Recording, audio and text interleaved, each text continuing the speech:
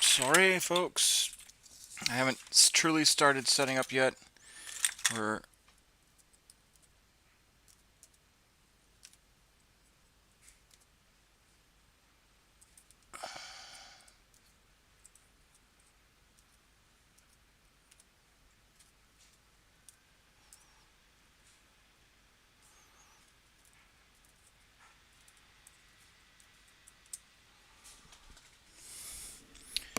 just like tied up, trying to get things squared away.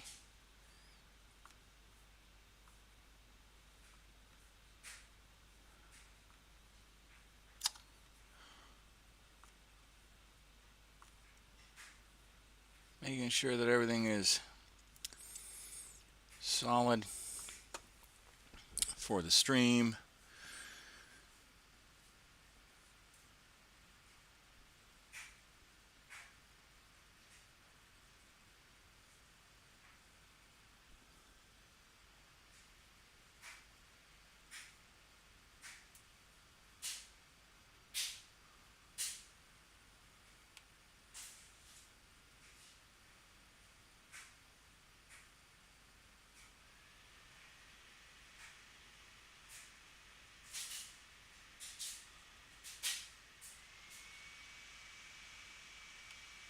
Trying to make sure that everything's good to go.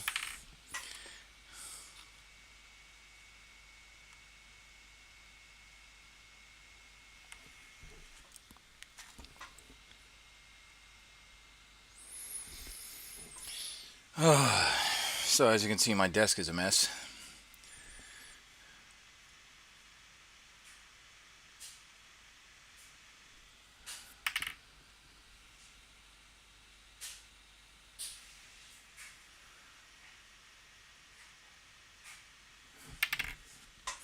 But we're, like I said, we're trying to get this all squared away. So so we can actually have a sit and paint and talk about the day. We've got just a lot to just chat about. Need to turn on lights. Be right back. You should see mine. Yeah, well, painting with Steven. Hi, how are you? I appreciate the help, or not the help, but the vote of confidence. Thank you for joining. I'm just trying to do everything right. So I'm not just terrible.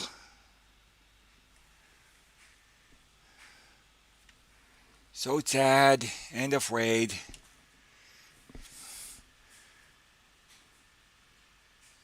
Channeling a little bit of good old Angry Cops Private Potato.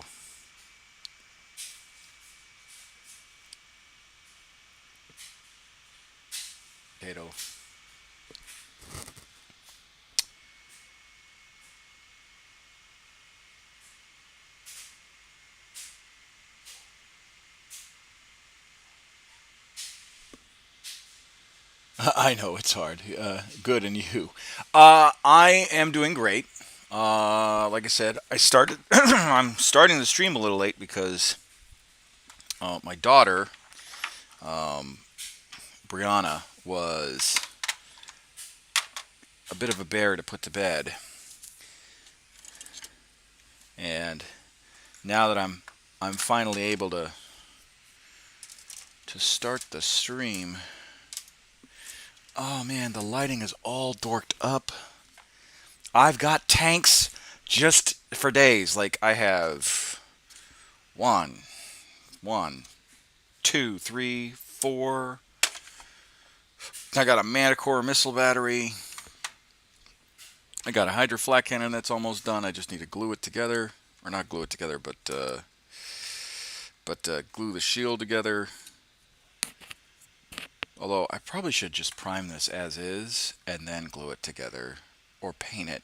Yeah, that's probably what I'm going to have to end up doing, is painting and gluing it together.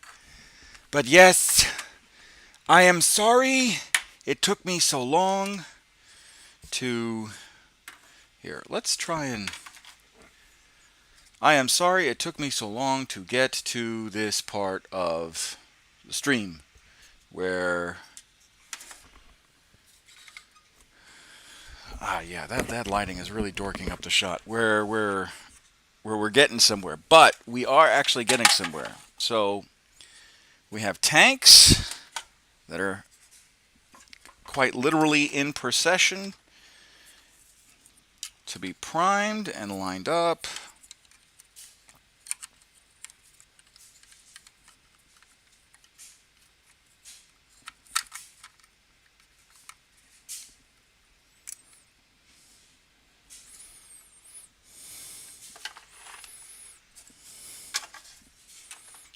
Like we got 4 Lehman Russ tanks and a Torox Prime and a Manticore missile battery that are just waiting for love. That's all it is. It's just waiting for love. But anyway, but today, see, I want to build another tank because like the building is the easiest part. And then it gets to like to painting and whatnot, but we aren't there just yet. Where's the... There it is.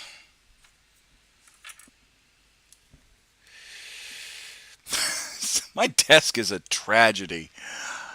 Shared you out, buddy. Oh, thank you. Wow, yeah, I do have... Thank you, Sprue.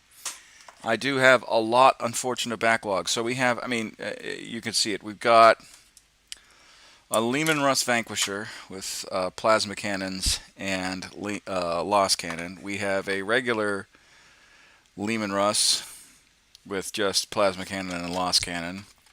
We have a old pattern Lehman Russ with Lost Cannon, Heavy Bolter, and regular battle cannon, and then we have a Lehman Russ Punisher with plasma cannons and a heavy bolter sponson, along with the Punisher Gatling cannon. And then I've got a Basilisk that's kind of in disrepair right now. I've been trying to fix it, but yeah, it's just been. I have a Land Raider Spartan that I need to start painting. Yeah, it's like I said. To quote Private Potato, I just want the pain to end.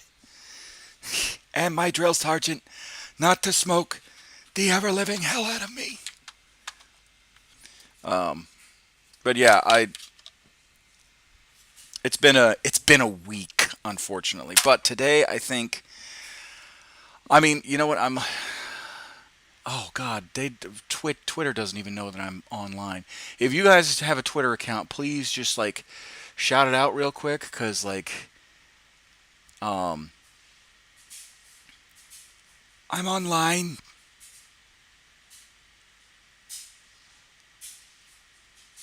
And just at defenderhecht.com or at defenderhecht and whatnot. I just, oh no, that's not it.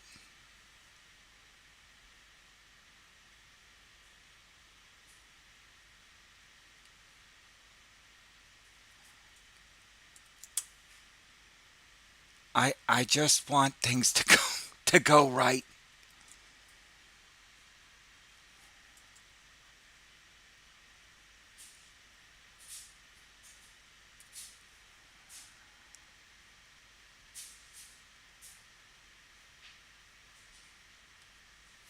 There we go.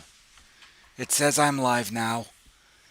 The painting never ends. No, the painting never does end, really. All right, now that I'm live and whatnot, I would really like for the lights to be proper. I don't know why I'm channeling like Private Donut from Angry Cops, but he's just been like the meme is in my head, right? Uh, and I don't know why. It's funny, but and by the way, thank you Sprue for the share. But it's funny that that's kind of stuck in my head. Um, yeah, beats the hell out of me. All right, let us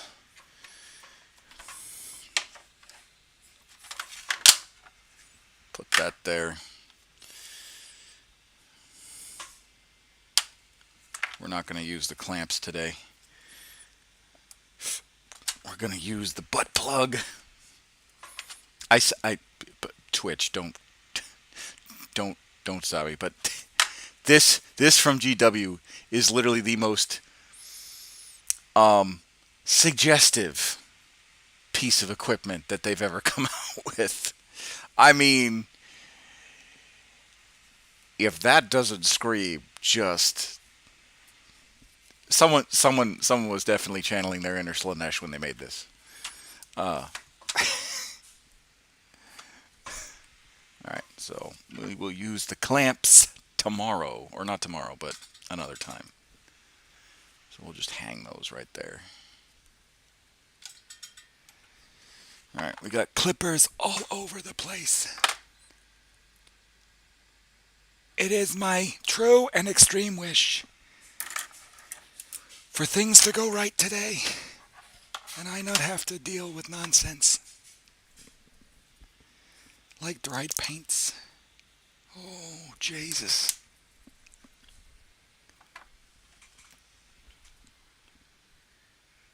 I had an open pot of Lyman's medium.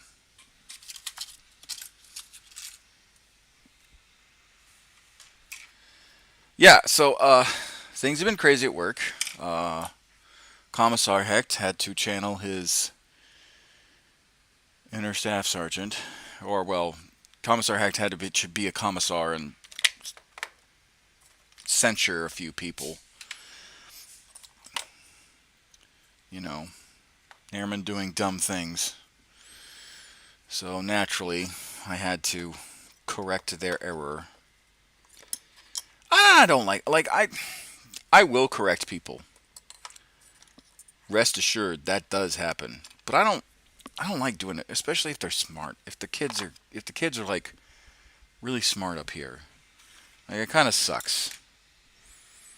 It's dog shit. May I ask, where are you from? I am from San Diego. Well, good morning, San Diego, and I am from everywhere, but I am currently stationed in Misawa, Japan. And that's where I will be for the foreseeable future, until the Air Force gets tired of me.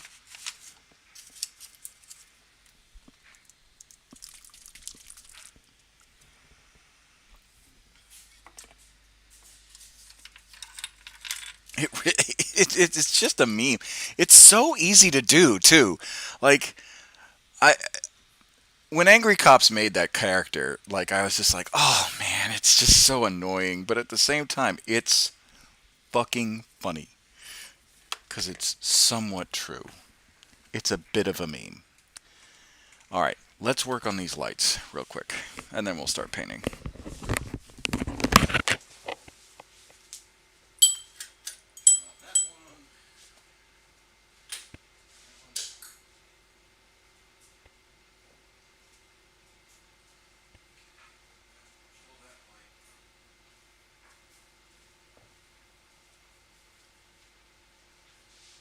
Yeah, that looks pretty good.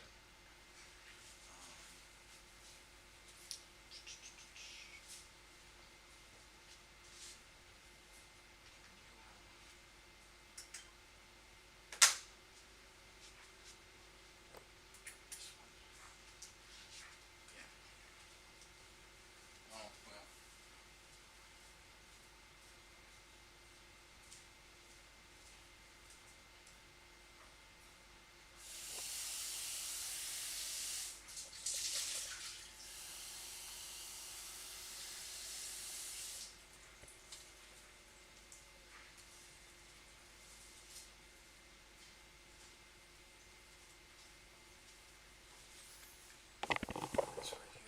Air Force. I'm retired Air Force. Ah. Well, good.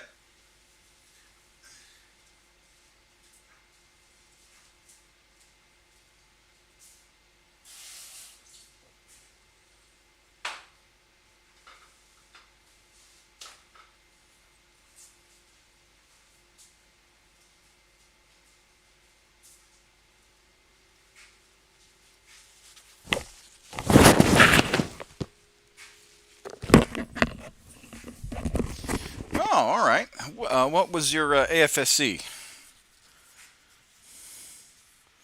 Do you remember? When did you retire?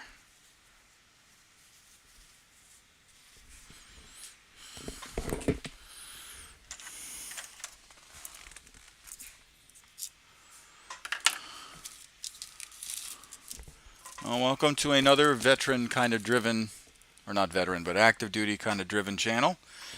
I know there's a lot of active duty folks that have like gaming channels or hobby channels or shooting channels. I tend to just want to do like I said, I like Warhammer, so that's kind of my bread and butter. 40k and all that stuff.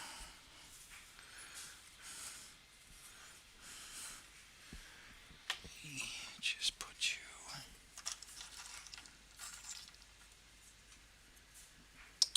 This is Morgan's Marine. There we go.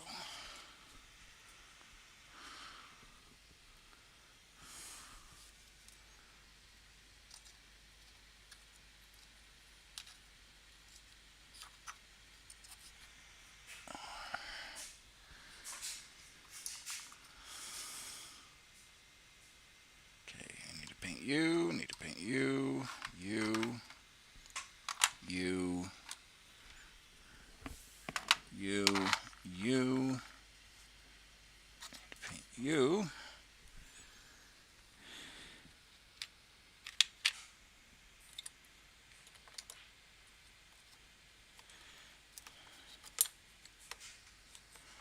Okay, now that that is taken care of, I left about 30 years ago. Network systems analysis. Oh, okay. All right. What'd you retire out as?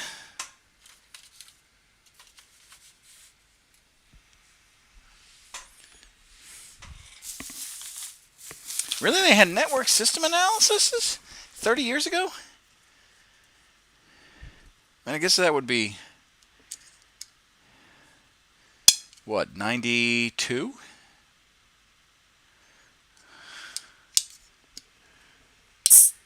Retired in 92, Lieutenant Colonel? Oh, all right.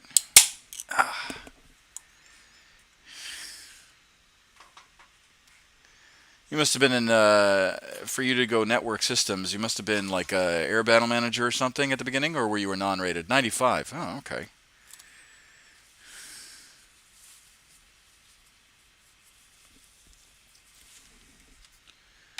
Because I don't remember there being a whole lot of net security back in 95. Because like the internet was still kind of brand new.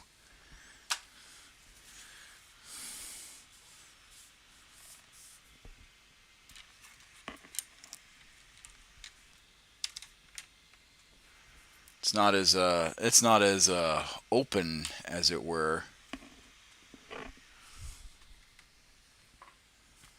It's like you must have had to deal with like satellite communications.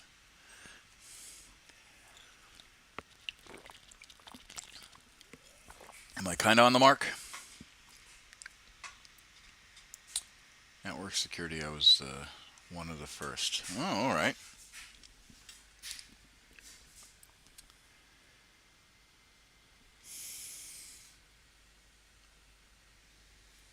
I have a bunch of Larman's Medium. I know I do. This is the problem with painting. I spend like the first 20 minutes just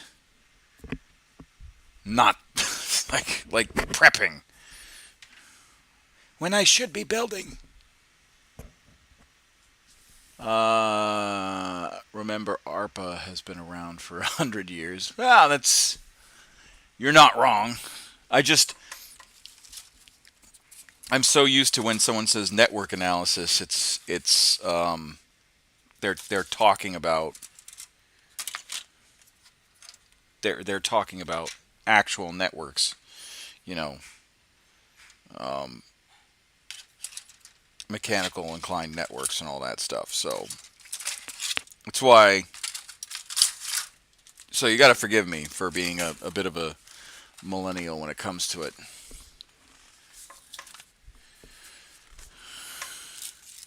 So you're a colonel. How'd you like being a... Okay, so this is actually empty. I could actually get rid of this. My wife is going to love me. How'd you like being a colonel? Must have been challenging, especially during downsizing.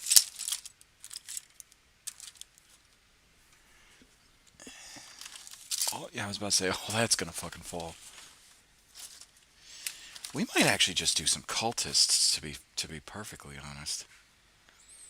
Oh yeah, we still got to do you. We still got to put you out.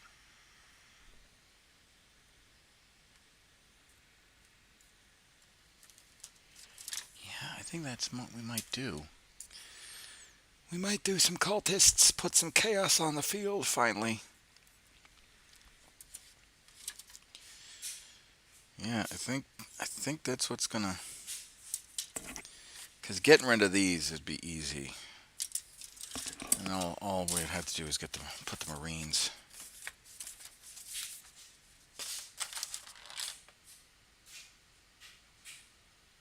Yeah, that checks it. That checks right.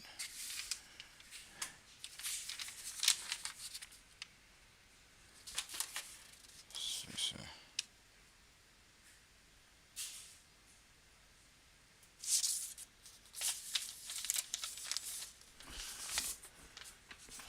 Those are directions I'd still need. Downsizing was one of the reasons I retired. Ah! So they handed you your walking papers, huh? Well, I mean, 30 years, that's...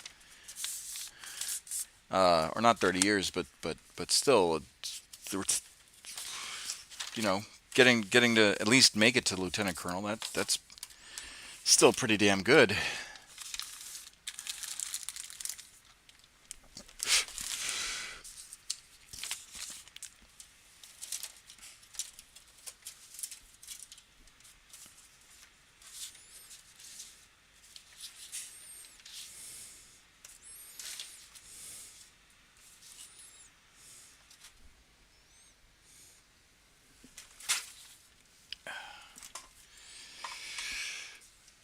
We'll put that there. There we go. All right. Hey, okay. We're making progress. I was offered a great position in the regular world. Well, I mean, that's always that's always the strong benefit of going in commissioning is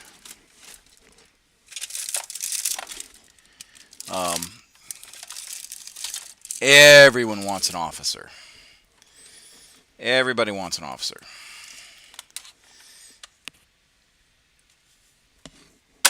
Oh, God. Okay, so I actually do not have additional Larman's medium. That is somewhat worrisome. I thought I did. Well, shit. See if I have some... Aha, I do. Good.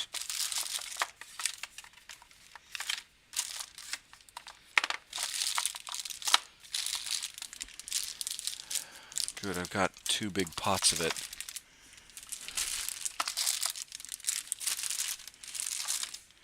For a moment, I thought I was in trouble.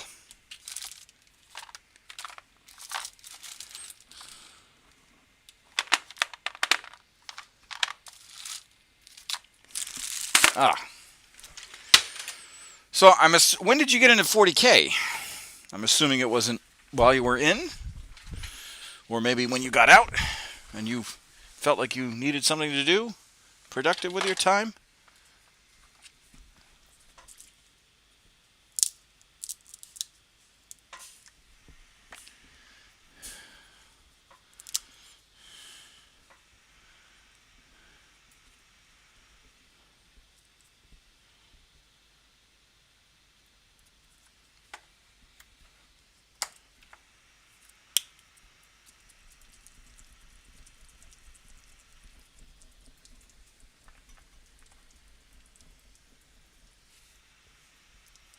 Dawn of War was my first. Ah, that's a good. I mean, that's a really good way of getting into the series.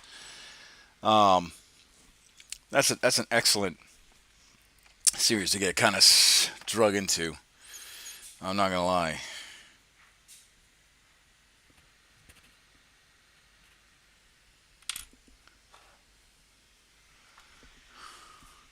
But I was D&D. But I was always in D&D before that. Well, I mean, you're Colonel Sir. Now you're speaking to the choir because I love me some D&D. Oh, oh, the games we played. I started Dungeons and Dragons back in '96.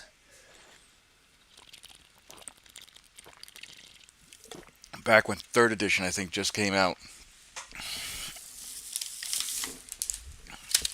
So, yeah, no, I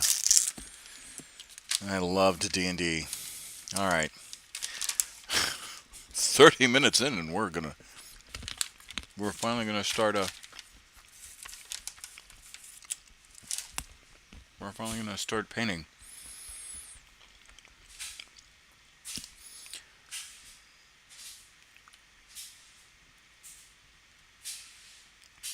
And let me just connect to recording.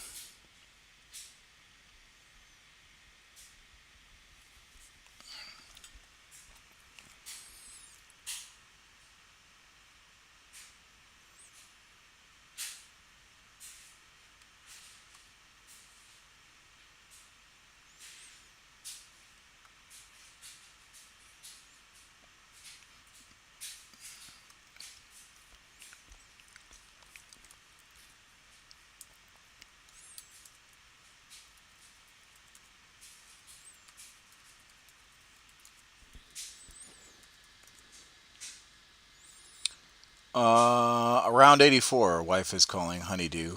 She, the wife is calling honeydew. She outranks me. Yeah, mine does too. Even though we're the same rank now.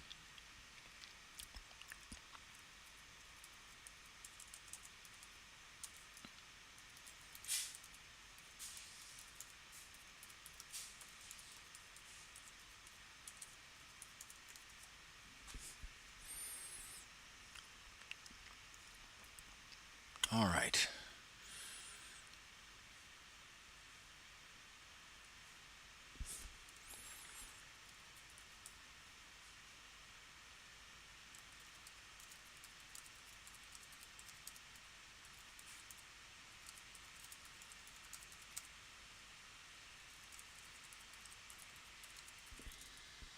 We'll have to catch up later. Well, thank you very much. And thank you for the follow.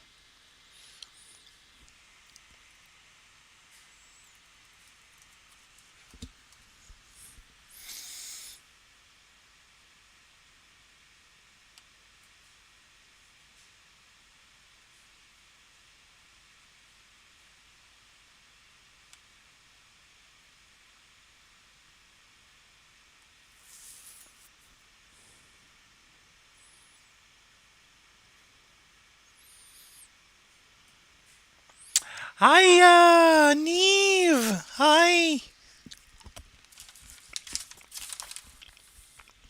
I missed you.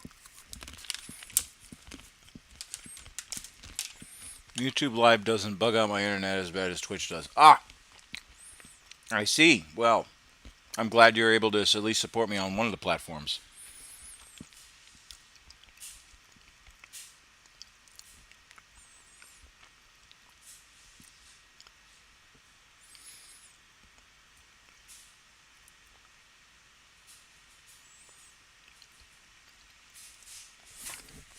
All right. Okay, now, what do I want to do? Do I want to paint? I kind of want to paint. But I also have, like, a tank to build.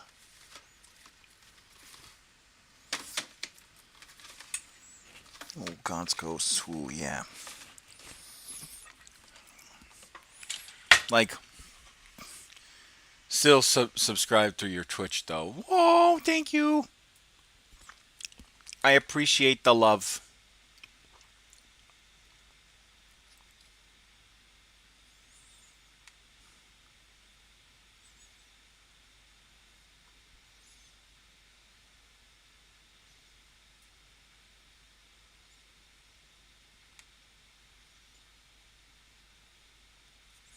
There we go. Okay.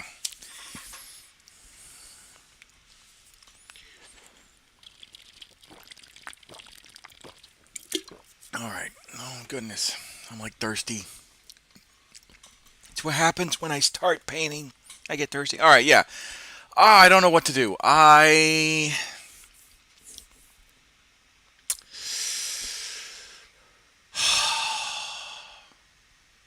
don't know what to do. I would like to. I would like to stream. I would like to. Uh,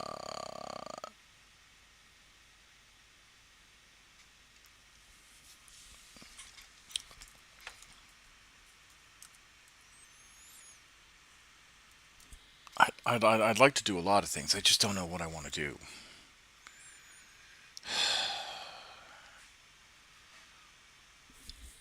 Uh, Thirsty. What are you painting? I am painting. That's the problem. I don't know what I want to paint. I want to paint like I want to build. I kind of want to build, but I also need to like paint, like get some of these sprues off my desk. I think I might just do Stormtroopers, or maybe just bite the bullet and get these Chaos guys done and out of the way.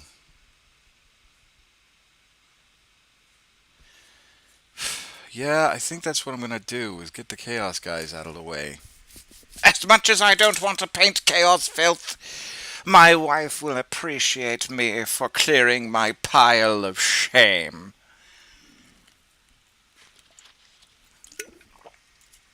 You doing chaos? I know, it's heresy at its finest, I swear.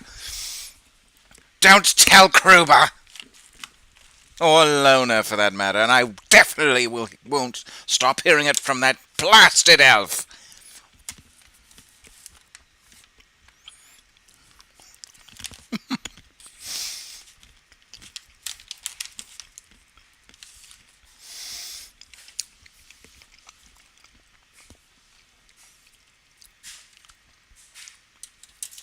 Salt Spire voice is getting better. Oh, well, I practiced it. It's not. It's not totally there. Like, I forget the voice actor who does Salt Spire, but I could never be him, right? But I could definitely.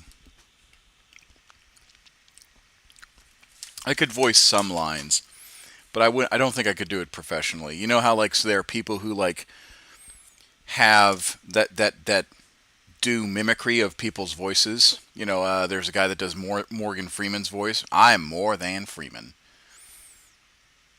I love how the voice actor takes meme requests. Yeah, I know. That you know, that's the guy that makes what's it called?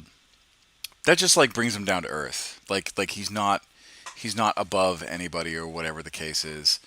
But yeah. Now that I'm done shoving my face full of pistachios and drink, I shall endeavor to paint chaos filth.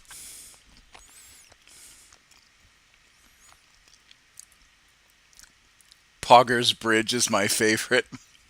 I don't know that one, but I'm assuming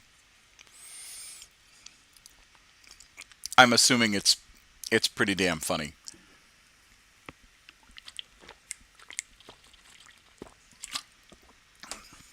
Oh, you know what, Neve? I don't think I've promoted you on YouTube.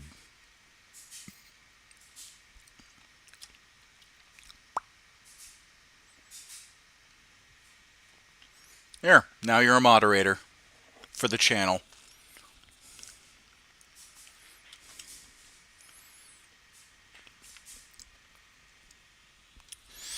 All right. So we got this guy.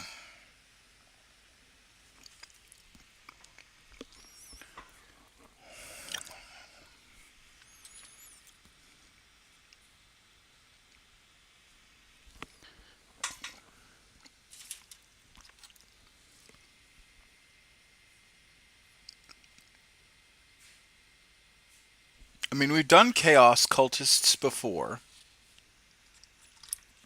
We just haven't done them in a hot minute.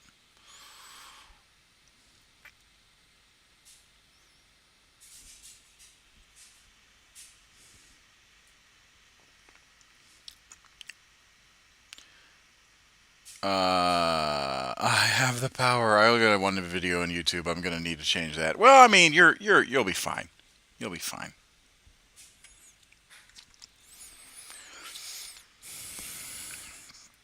It'll buff.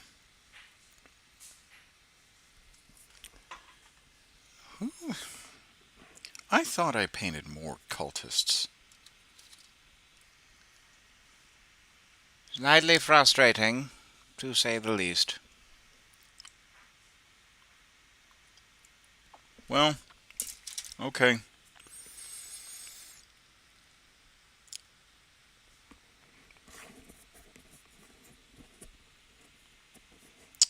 Oh man, these sprues are dusty. I think what I'm gonna have to do is like run them underwater real quick, just to clean the dust off. Yeah, I'm gonna do that. I'll be right back. In the meantime, yeah, there's just like a lot of. Although that could be a really cool texture effect.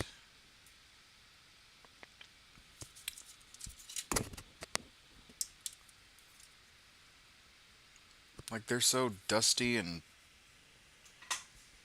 Yeah, you know what? I'm not gonna wash them. I'll wash them later, but we're gonna try it. We're gonna try painting with them a little dusty.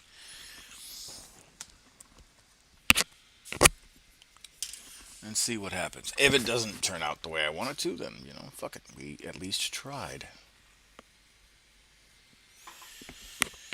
Alright. You.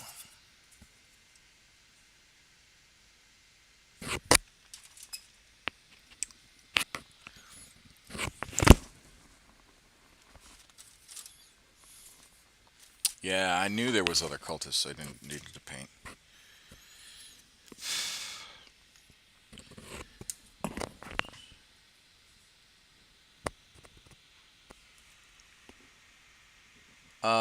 What Chaos faction will you be painting?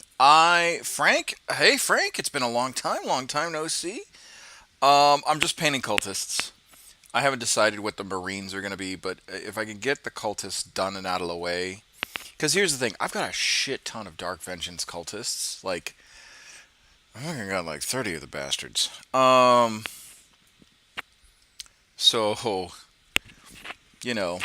kind of need to check Discord.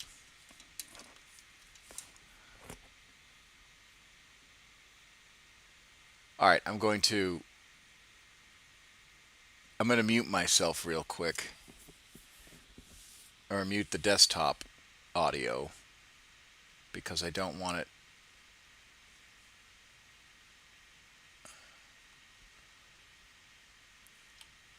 I don't want it playing. Congratulations on Perusa. I seen it on Facebook. Well, thanks, Frank. I appreciate it. What the fuck is goblin mode? Next thing you're telling me you're orc-pilled. Not gonna make it because you're a dwarf cell. An elf-top shorty. Busting it down centaur style.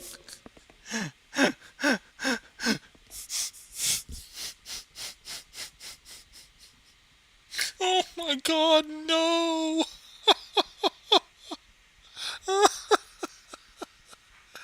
Oh no!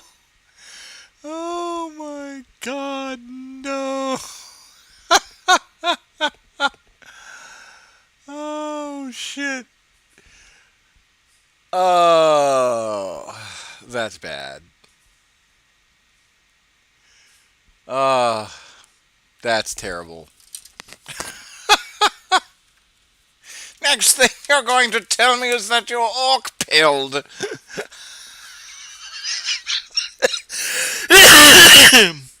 Oh no.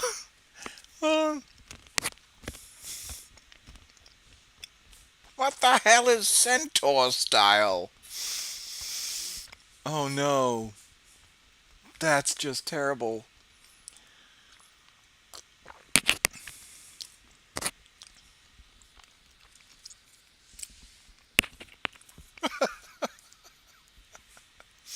Yeah. I don't know what the fuck is goblin mode. Yeah, I don't know. I don't know what I'm gonna do for a chaos faction. I think I just might do just a generic faction.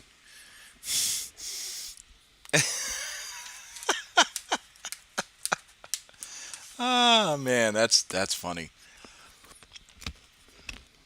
I think I think that's probably my can't make it because you're a dwarf cell. Um, yeah, I think that's what I'm gonna do is I'm gonna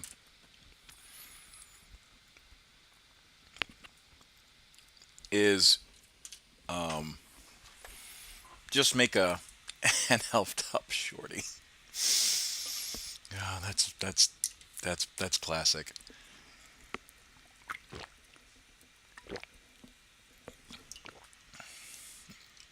Busted down centaur style.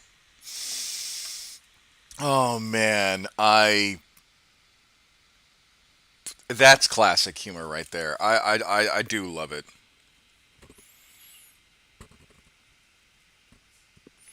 All right. I think I'm gonna do the pants, but what I'm gonna do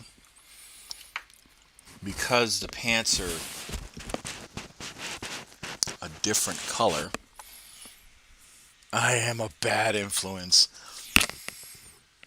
Ah, but I still love you, Neve. That's the difference.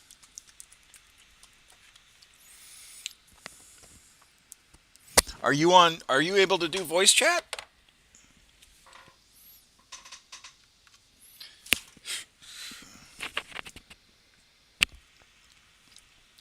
If you can't, that's fine. If your internet on Apple's is a can't do it. I understand. Yeah, one sec. All right, cool. Yay, Neve! Suddenly, a wild Neve has entered the chat, and suddenly, Commissar Hecht is just throwing paint pots all over the place. It's goblin mode! Oh my god! Ladies and gentlemen, the lovely You're Neve. going to tell me you're orc pilled? You can't fucking make it because you're a dwarf cell, an elfed up shorty, busting it down centaur style. Oh my lord. The memes. Ladies and gentlemen, the lovely Neve. They are a artist, a very accomplished Twitter artist, on who has done art for me in the past. Yeah. Good lord. Yeah. That was bad. I mean, it was funny. It was funny. It doesn't help that at the time that I said it, suddenly, like, stuff had risen up in my throat, and so it came off really, really gargled. Ah! Sorry. It's all right. It's okay. I can forgive you. Right. This means that, whilst I'm talking to you, in voice chat, I can actually get on with my portfolio stuff instead of harassing you via via chat. Have you found another company to to show your work? So right now, I've got a mentor. There is this initiative that I'm signed up to called Limit Break, which specializes in getting females, non-binary individuals, and people who are neurodivergent or have learning disabilities into the games industry. Ooh. Second, I'm gonna cough. Yeah. Good lord. So, That had matter to it. ready? Sorry. I really can't say anything because I like whenever I hack up, you all think I'm about to die. So I live in the middle of the countryside, and I am definitely allergic to everything. Yeah, Mm. I mean, I didn't tell you I ended up in the hospital the other day Neve! What the with a hell? nosebleed. With a note? Why? I mean, obviously you're gonna tell me why, but like, Yeah. So, as I just mentioned, I'm definitely allergic to things. So I think I told you that I have like really aggressive rhinitis. you Well, mentioned that you were being seen by a doctor for some sort of sinus issues, but you didn't know if. correction, I'm on the waiting list to be seen by a doctor for my sinus issues. But one of the things that they think it is rhinitis. So this issue, like the issue, as you know, has been going on for a while, where like I can't breathe in the middle of the night. Well, it's gotten worse. In that when I'm having flare-ups, especially in pollen season, my nose can get so irritated that blood vessels will burst and my nose will bleed. Oh, Um, okay, so fun times had uh, by all. yeah, that started in March, around the time that I left that other company that I was working for whilst doing stuff that I mentioned. Yeah, yeah, But apart from then, things had been fine. Like I was given some antibacterial stuff that kind of cauterized my nose whenever like a flare up happened, and also I was given medication which I was taking. But then we had the heat wave, and let me guess, your nose and just like blew up. my nose blew up. Everything was really dry as well, so my nose also couldn't like keep itself moisturized. So therefore, there was just all of this irritation being thrown my way. It didn't matter how many pills I was taking, it wasn't doing anything. And then the catalyst, I guess, was also I decided to clear out my PC of dust because it gets really dusty in this house. Yeah. And that whole weekend afterwards, I had this terrible nosebleed that was constantly stopping and starting, stopping and starting. And it all came to a head on the Monday, where I was like, okay, I'll be ridiculous if I went into work. Called up my manager. She was there like, yeah, like you genuinely sound like deaf. Don't come in. Yeah, you sound like a dying mule. Please Like don't come in. I literally called her and I was like, hi Sue, and she was just like, oh well, you sound like shit. And I'm like, yeah, I, I feel like shit too. I explained that I was going to go to the doctors about it. I saw a paramedic at the doctor's surgery, and he was there like, I'm sending you for an emergency referral to A&E and a ear, nose, and throat specialist because I'm not too comfortable with what I'm seeing here. You are so fucked up that you actually need help. Like, Uh, though by the time I got to the hospital, and did that whole song and dance where someone tried to take my blood pressure for the third time that day, despite the fact that someone had done it only 5 minutes before, and I'm like, I get it. I have blood. It has pressure. I get it. Okay, stop. Um, I would like you to know, stop poking me, please. it's like, please stop. Um, like I finally got to see the nose and throat specialist there, and he's just like, okay, well, the good news is I can actually see that the bleeding is starting to stop now. You're gonna need to shove a whole lot of Vaseline up your nose to keep it moisturized during Lovely. this heat. Yeah, I know it wasn't great. And he was like, keep using the antibacterial stuff to cauterize your nose. Shove a lot of Vaseline up there. Hope for the best. And get in a proper referral to the ENT. And I'm just there like, okay, but like I should have a referral 6 months ago. when I first started having the nosebleeds, oh, well, it's not on the system. And I'm like, oh, for fuck's sake. Yeah. Yeah. A referral was made.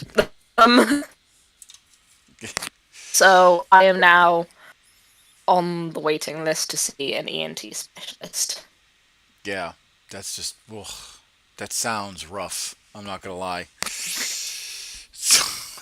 Yeah, like Yeesh. in a weird in in a weird way, I'm probably one of the only people in the UK right now who is kind of looking forward to autumn because, like, of course, the thing that we're all not looking forward to is the cost of living going up, because it is fucking hell out here right now for money, and the cost of things, it's fucking ridiculous. But at least my nose won't bleed. Yeah. Yeah. At least I'm not going to the doctors and dying. Yes. Yeesh. Ah. That at least. You can't catch a fucking break, my dear. I'm so sorry. Yeah, I was speaking to one of my relatives about it today, and he was just like, "You're just fucking broken." And I was like, "Thanks." He goes, "You're only 25. You know it goes downhill from here, right?" And I'm just like, "Uh huh." Don't know what it's gonna be like for you when you're older. I'm like, "Uh huh." Thanks for the vote of confidence, guys. You really make me feel a part of the team. Yeah.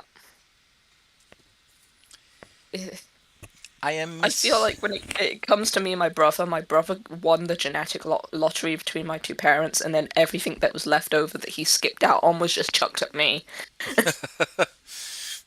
That's how that works, right? I mean, no, but whatever makes you feel better, dear. Like, he doesn't really have anything wrong with him, medically wise. But it feels like anything that could possibly be hereditary, I have. Yeah, I mean, I was. It just all zeroed in on me.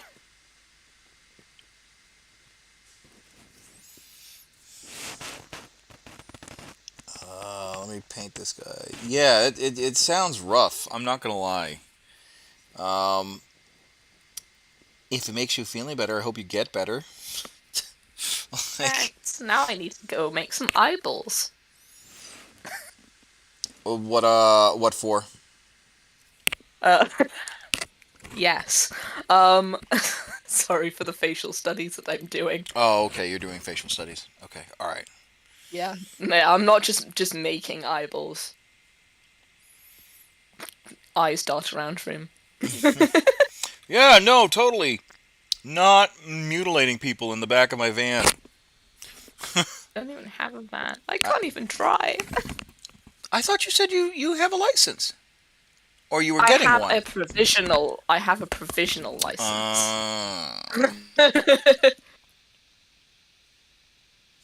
What's I'm currently like, what's it called? Rehearsing for my theory test, but then after that I can start learning to drive. Oh, so it's just a learner's permit, basically. Yeah, basically.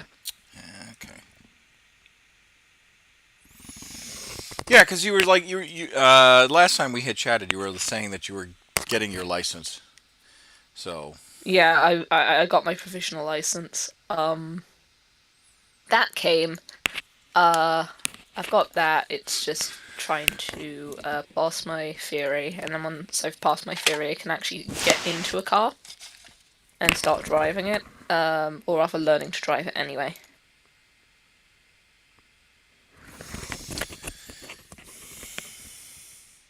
That's right, because you did say that because you lived in The ass end of nowhere. yeah, because you went to In school. Apple Land. You went to school in Norwich, yes?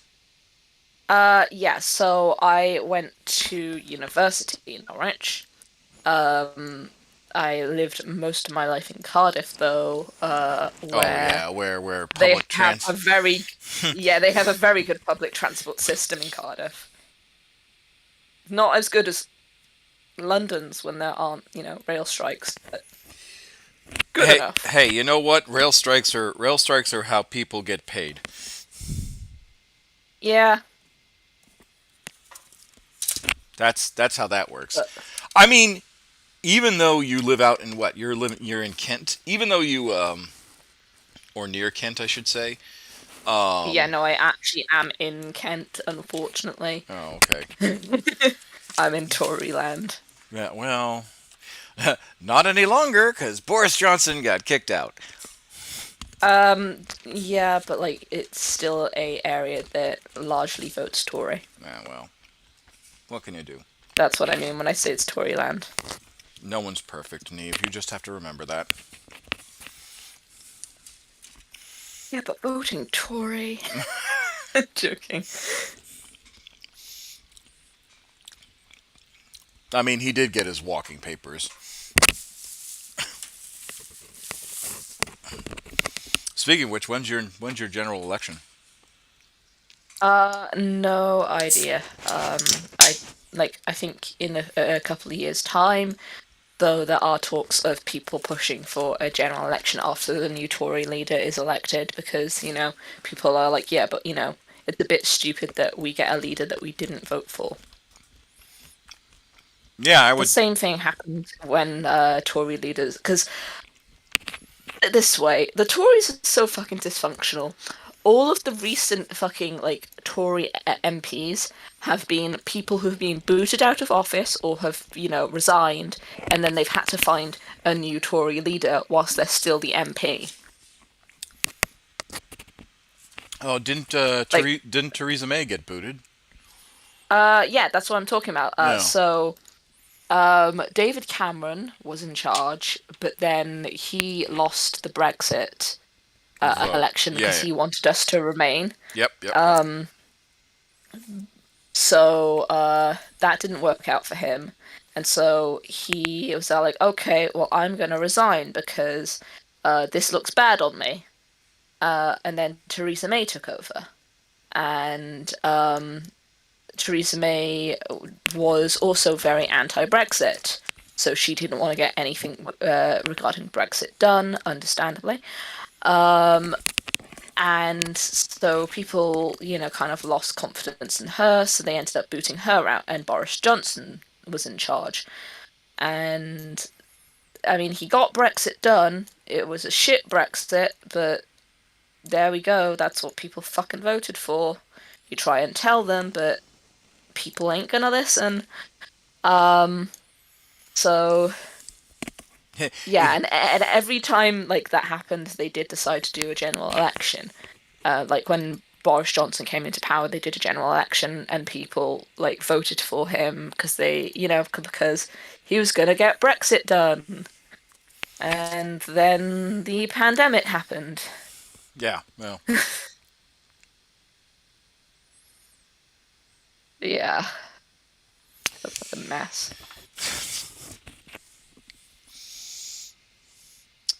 Well, I'm at least glad that you're still safe and, you know, still have a job and are still what's called um, trying to push for video games design. Hmm. Um, so I'm happy for that.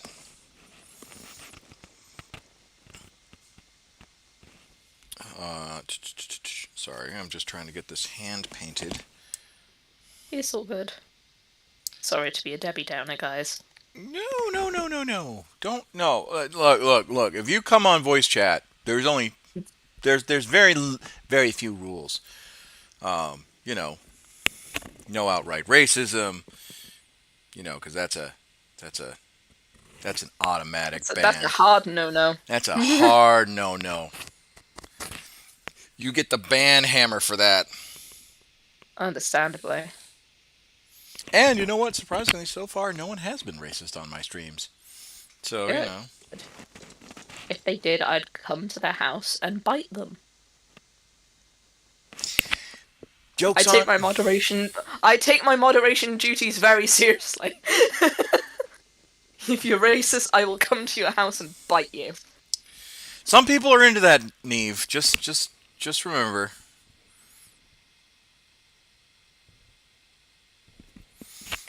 Yeah. I don't want to know those people. Although, so who are you trying to apply to? Obviously, you're still a little hurt about CA. Yeah, right now I'm not applying to anyone because my mentor suggested I just focus on my building my portfolio before I apply to people. Just because sometimes, people can get fatigued from someone applying too much, and he wants to make sure that when I apply, I am showing my best work. Okay, but who are you planning on, or do you just not care at this point? At this point, I'm playing it by ear. I mean, I always still have like places that I still, would always want to work for, but like right now, I'm trying to, as I say, just like focus on what I'm doing. And No. also, it is at this point that, I do just kind of need to get my foot in the door. So really, you're just gonna once you're done building your portfolio, you're just gonna throw at anybody. Well, not at anybody. Like, obviously, I will check out who it is and who I'm applying for because, Here's a like, portfolio my catch. portfolio. Like, as I say, I'm gonna play it by ear. Because like that's also a negative thing to do to just throw it at anybody because and that's going to show as well in a portfolio and in view that you're not really interested in the company, you're just trying to get a job in games. See, but that's the And thing. It's like, can you fault? Like, I hate that. Oh, you can't throw your resume around. Otherwise, people are gonna think you just don't give a shit. No, Mhm. fool, I give a shit. I just need money. There's this thing called surviving. I'd like to do it, please. Yeah, but you also need to see it from the employer's point of view in that they are making an investment in you as an individual, and it doesn't bode well taking on a employee who you feel is just going to leave as soon as something better comes up. True, but I'm gonna say this. If you hire your employees and you don't treat them like shit, and you do offer them that better opportunity, they won't leave your company. You know, Yeah, and to be honest with you, like I've noticed here in the UK, it seems like a lot of industry jobs and industry studios have been gearing towards actually, being a good environment for their employees. Um, so from what I've seen, most places are, you know, trying to not be shitty places to work, which is another reason why, they are taking that investment for people. To take someone on, they would want, that return of that, them being yeah, a yeah, the return of investment. Yeah, you're no, absolutely. I'm just I'm simply playing the counterpoint as if you don't want your people to leave you, don't be a shitty company that does crunch, especially in the gaming industry. Like yeah. like I absolutely hate when people try and defend bad gaming industry bad practice. Like that is just a Hmm. I don't know if you know Jim Sterling or Yeah. or I dead named them. Uh, James Stephanie Sterling. Hmm. Um, I did not mean to dead name. That was an accident. Um, sorry. Just say Sterling. I, Yeah, yeah, yeah, yeah. I would know who you were talking about. Huh? I said I would have known who you were Okay. talking All about. right. Well, I could have just said the Jimquisition and been fine with that. Jesus Christ. So yeah, I follow them, and they're really like I followed them. Oh hell, I want to say back in like two 2010 when they first came on the scene. Um, and I've never looked back since. Like they are my go-to um, when it comes to like the news and stuff. And yeah, I think like I whenever I see something in the news about video games, I'll always go to them first. Yeah. They're Because a trusted source when it comes to video games. hell yeah, hell yeah. Yeah, sorry, continue. Um, but it's because of their like most excellent. Do I have a wood color painting? Because it's their most excellent reporting. What could be passed off as wood? Bestial brown, maybe? Snakebite leather?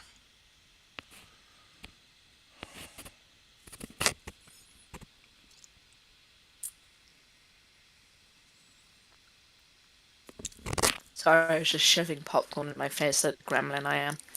No, you and me both. We can be gremlins together. Nah. Yeah. Yeah, gremlin power. What the fuck is goblin mode? I cannot wait for Darktide. I simply cannot. I'm kind of sad that Saltspire that the voice actor who plays the Saltspire isn't going to reprise his role, but at the same time I'm like, I know why Fat Shark did it. It's because they didn't want a, you know, Vermintide in space, even though that's what it is. So I like conceptually I get it. But I really do like that voice actor. I mean, they kept Kruber.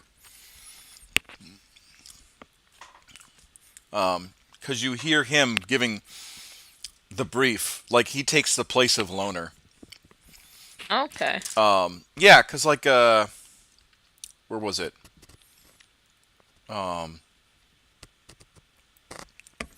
You hear it in one of the video demos. He's just, like, briefing the guys that are going down into the trenches, right? They're going like the five bounty hunters and all that, or the five soldiers and all that stuff. So like, Yeah. you can hear them, and I'm like, oh, cool. But I think everything I else. know you. Yeah, I know you. I love it when I find out voice actors. I'm like, I follow you. But yeah, the other stuff is Kind of like how I realized how much like of the things I grew up with or the things I played growing up, the Critical Role cast are in, and it's just like, oh, when I realized one of my favorite characters in Sengoku Basara was voiced by Sam Riegel, and I look at the character and I look at Sam Riegel and I'm just like, you fucking what? you what, mate?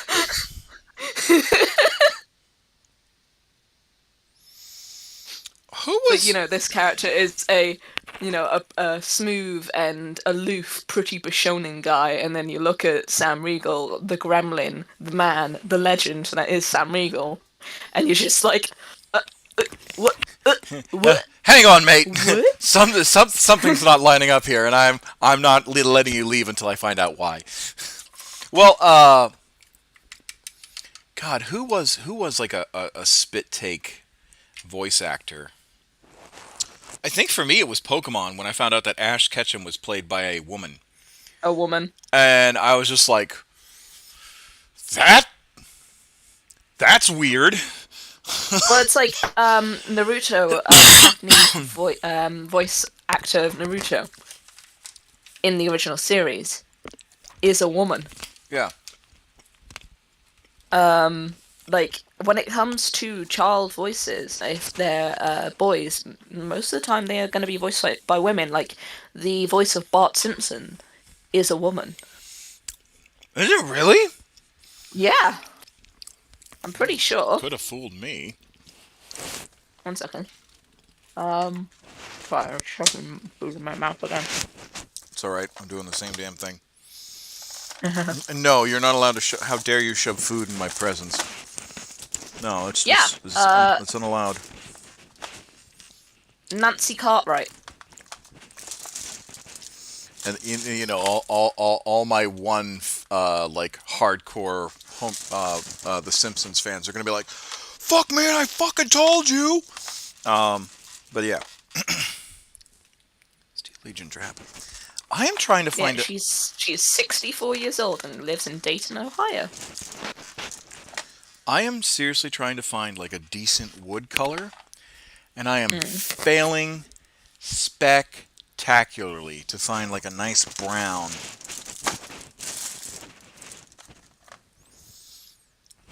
Yeah, so she voices Bart, Maggie, and other various characters. I know Family Guy. It's Seth Green does Chris. Mila Kunis does Meg, but then Peter, Stewie, and Lois are done by Seth, and I forget his name. His last name. McFarlane? Sounds about right, but I think that's wrong.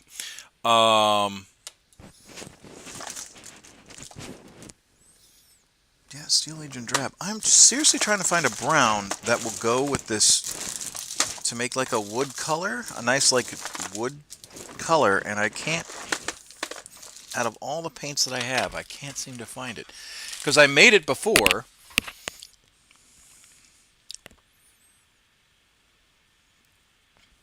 But it's not jumping out at me. Was it Bestial Brown?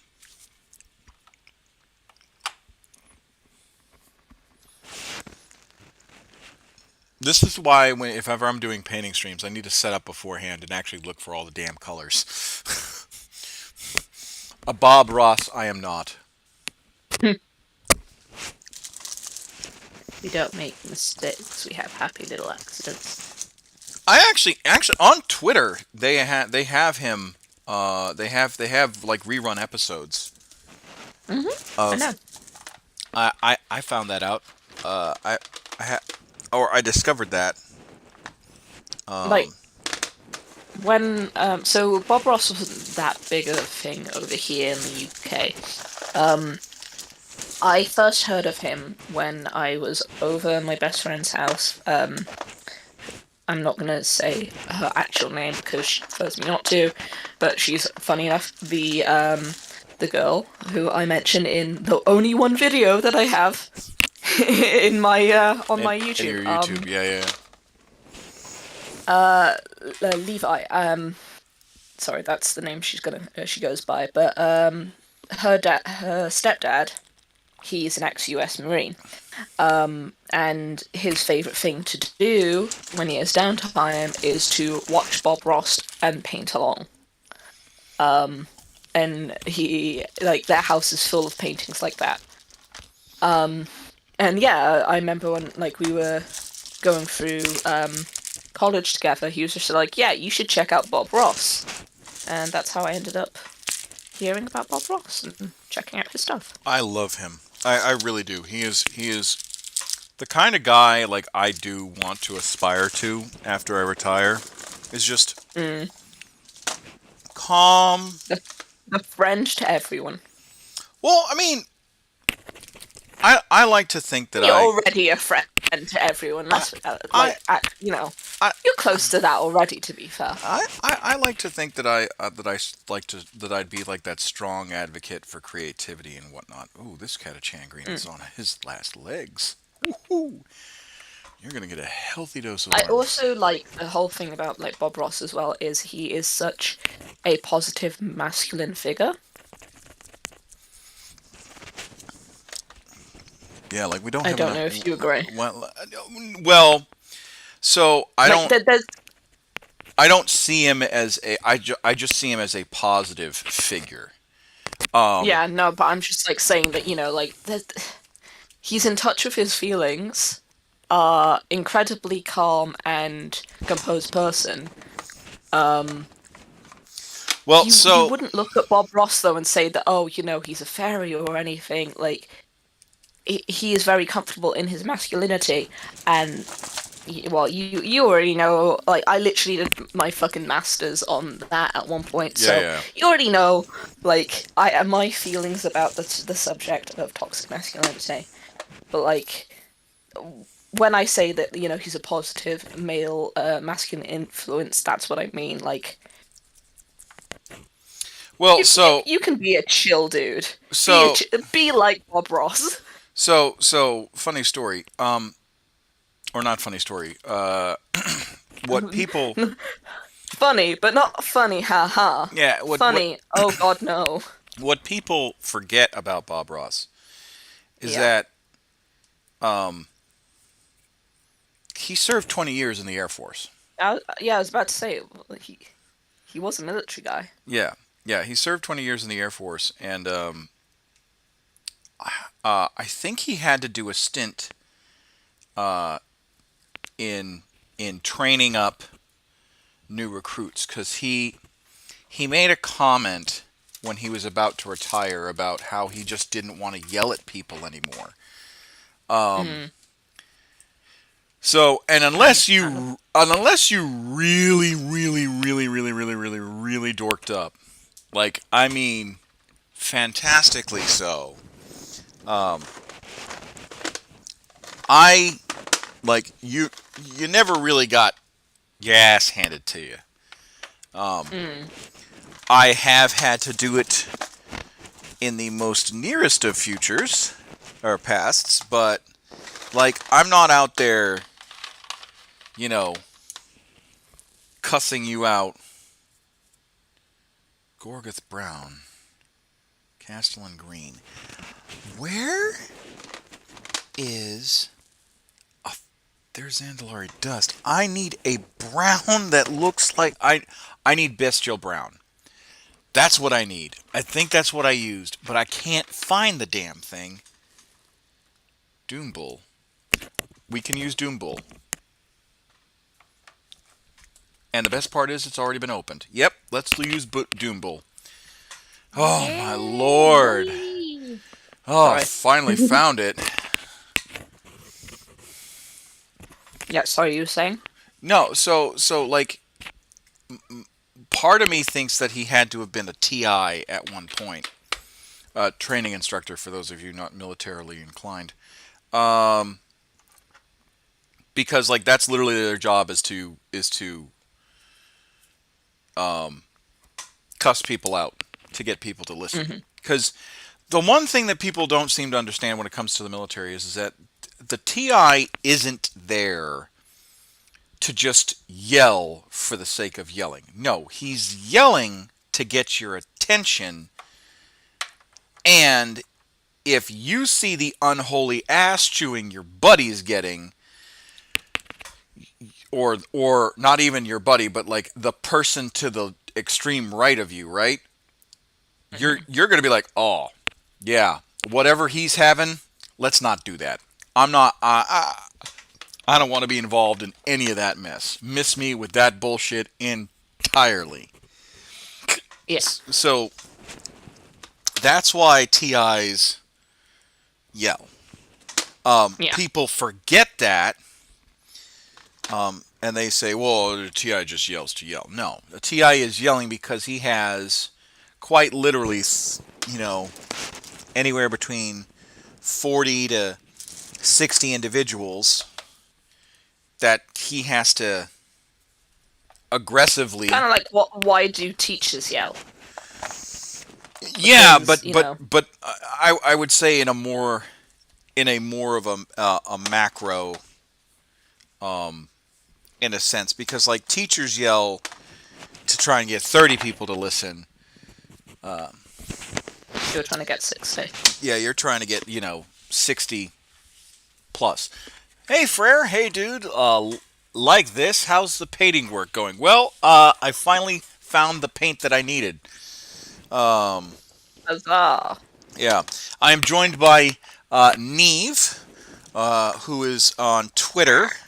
Yes, the goblin in the chat. She is on Twitter, or they are on Twitter, and they do fantasy art commissions. Although you're only doing chibi scale right now.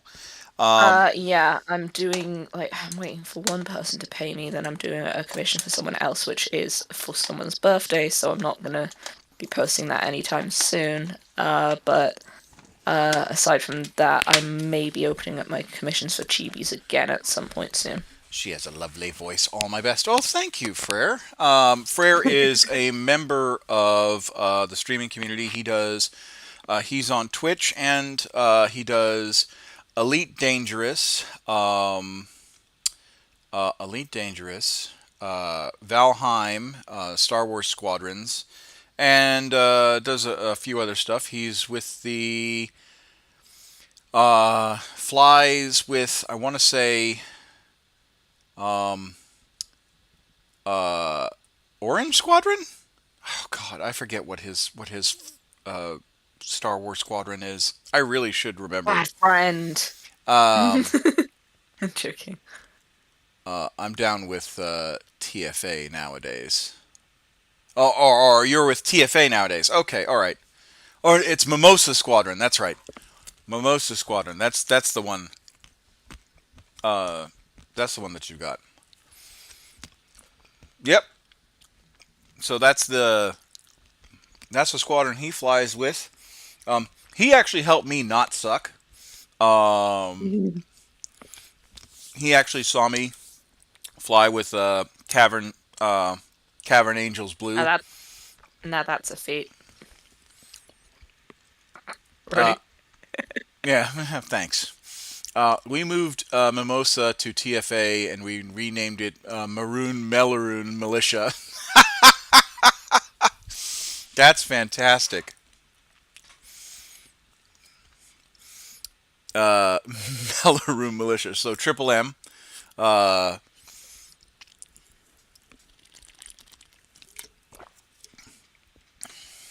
So yeah, that's been basically been that's his like love child basically.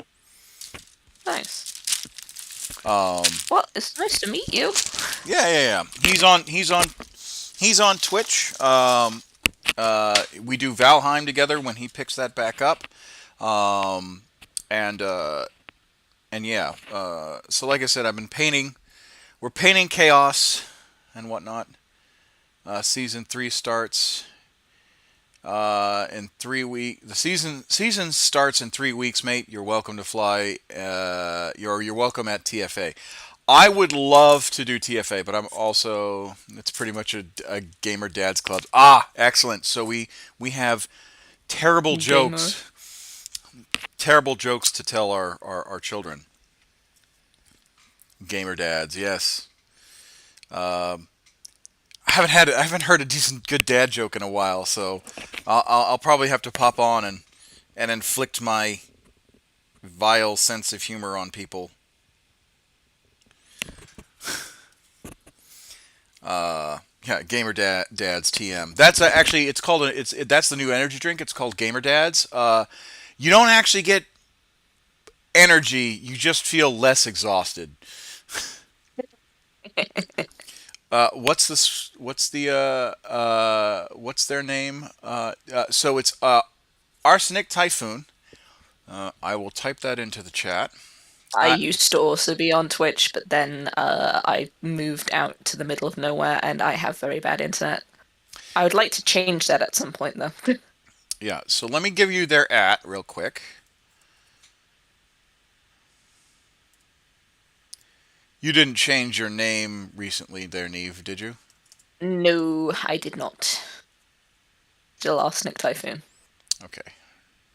Did I tell you that I wasn't allowed to go with Arsenic Typhoon on Warframe because it has the word arse in it? Really? Yeah. But it's talking about a chemical. I know.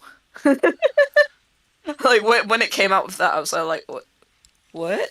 You sound a bit British. Yes, she is British, actually. Spot on, man.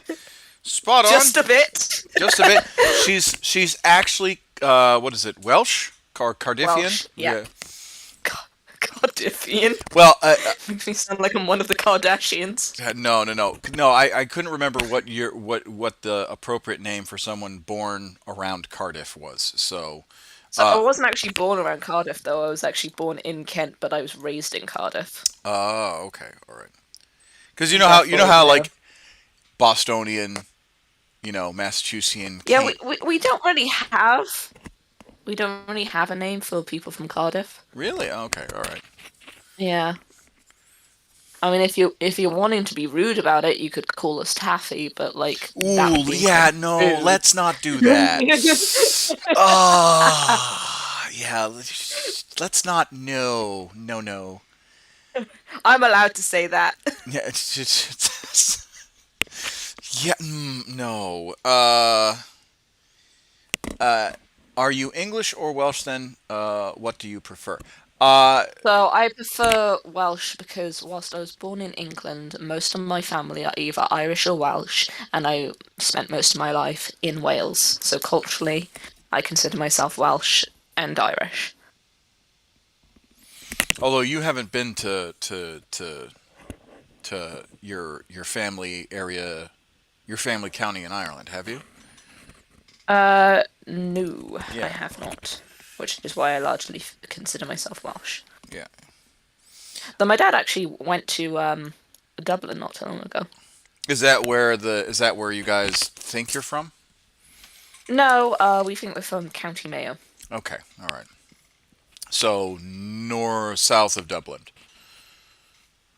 right? North. North of Dublin. No, north of Dublin. And it's northwest. Northwest. Okay, all right. Hey. Oh, Hi. hey! Hello. And this is Frere. Frere has joined us in the chat. A wild Frere has appeared. I'm So- not that wild. But, so Frere. and Aztec Typhoon, your accent says west, not north. So yes, I was thinking Welsh myself. Yeah, I'm actually glad that you pick up on it because so my day job, I work on the phones for a company, and I get so many people being like, I can't place your accent because I've got a bit of a weird hybrid one. But as soon as I start reading out numbers, especially, you're like, oh, you're from South Wales. Yeah. Yeah. My brother-in-law is from across the channel in Cornwall. Oh, okay, yeah. And my in-laws are from the near the Scottish border, so they're Mancunian. So myself, I am neither of those. You sound like you're either from New Zealand or you're from Australia. I am Australian, yes. Okay. Yeah, no, that's fair enough. I mean, if you didn't know the difference, it's harder to pick, but.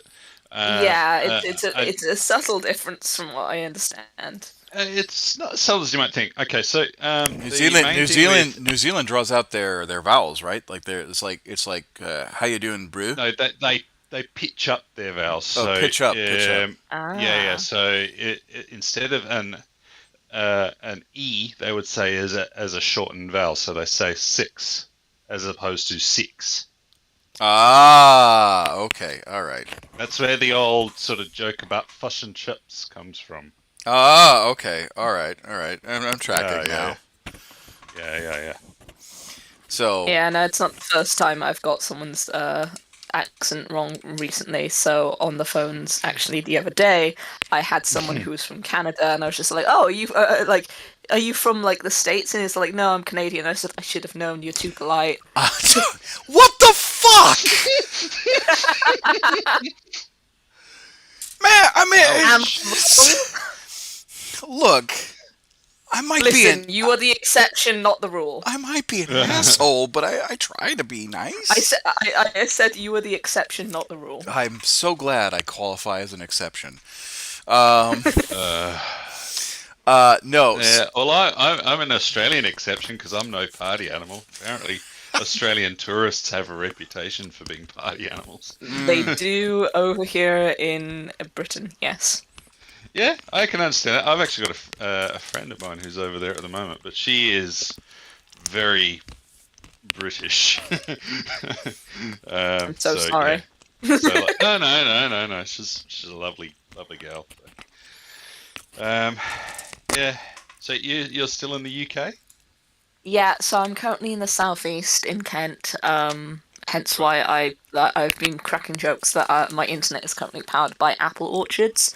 Because that is all that is here in Kent, apart from very, very dodgy individuals.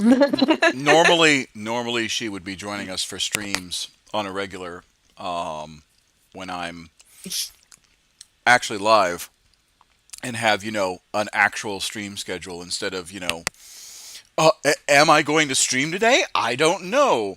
Are the gods looking down? Have the stars aligned? Yeah. Stars aligned. That's been my week. Heck, that's been my week. So what can I say? Yeah, well, so let's see. Without getting into too much details, I had to reintroduce the meaning of the word fear to one of my airmen who decided to have a poor judgment call be made. So I had to re-educate him on the error of his ways. And did he end up in the brig? No. There, while this was an egregious error, it wasn't one that was. I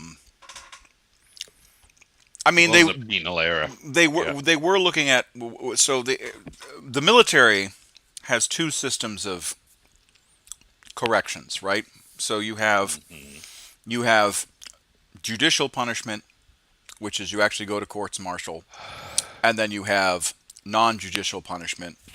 And non-judicial punishment is considered a corrective action, not a punishment, because NCOs correct, officers punish. That's how you delineate your duties. So a officer can reduce you in rank, can reduce your pay by 1/3, 2/3, give you hard labor and whatnot in a non-judicial setting. That's called an Article 15. That's why my dad wasn't very popular during his time in the Navy. He was an officer. Yeah, that's called an Article. Sorry. Huh? My dad. Sorry. My dad. Okay. My dad. So and whoa. That sounds like a chocolate mago. Feels like a Mars bar. No, it's some popcorn. An officer punishes a NCO corrects. So like I cannot take a stripe away. I can recommend a stripe be taken away, like because you would have to escalate it. Yeah. So basically, depending on how bad the screw up is, depending on how good the work ethic of the person is, depending on how, if this their first time, is it like it really like it's not like in the movies where somebody forgets something that's important and then they just get hammered with a court martial. It can happen that way depending on the severity of the issue, but 9 times out of 10 when someone goes to court martial, they've really screwed up. Like, I would imagine so. Like it's criminal code for a reason, and because the military, because court martials are treated as a federal court, you could have a felony for something that isn't, like if you were on the civilian side on the states, would be considered a misdemeanor. So, for example, damage to personal property, right? If let's say you, let's say they, for whatever reason, your troop has a driving negligence issue, right? Like they were on their phone driving and they struck a whatever, struck a building, whatever, or hit another car. The damage could be so bad that they could be put through a court-martial, and because it's damage to personal property with a dollar sign amount, in the States that would be, here's your ticket, here's your day in court, and you may have to serve 30 days in jail for whatever, and then you're done. You have that on your criminal record, but it's not a felony. That same charge is a felony because it's prosecuted in federal court. So court-martials aren't something that, and there's varying degrees of court-martial. A general court-martial is the most serious. But no, in my case, it was me twisting off somebody's head and verbally. Dressing them down? Yeah, well, it was a dress down. Apparently, from what was told, not of eyewitnesses, but basically, the rule is you do not do a dress down in public unless it needs to happen, right? A safety infraction, that's a dress down in public. Like, that's a... Yeah, that I get, because everyone needs to know that something is completely unsafe. 100%. Yeah. So there's ways to brief, all right? If you brief something in public, it's so that everyone knows what's going on, and it kind of resharpens everybody to be like, oh, someone's watching, I should always be careful. Something to that extent. Yeah. I mean, things with safety, it's about understanding the reason why it's unsafe as well. So, normally the dress down isn't the time to educate; it's the time to basically it's that quick corrective action of stop being stupid. After the dress down, later on you can talk about the education portion. So the dress down happens in the catching of the act phase. Thing? Is that my understanding? Okay, yeah. Hey, stop that. That's dumb. Kind of a deal. And then the education portion comes after.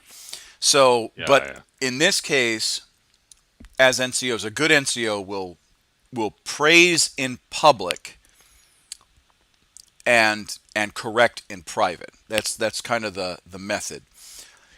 So I had them come into the office, and even though the office door was closed, apparently my voice of displeasure was audible outside of the building. Okay. Because one of the airmen that was not involved, he was about to come into the office to talk to me, and he was just like, sir, he decided, whatever he wanted to talk about wasn't important. And then apparently one of the other NCOs was like, yeah, he came into the B-Doc and whatnot, and he was just talking to me. He was just like, I'm surprised you're not in your office right now. And he was like, why? Because you need to catch that unholy ass chewing this guy's giving out. So... But yeah, my voicing of displeasure was heard not just in my office but across the squadron. Yeah.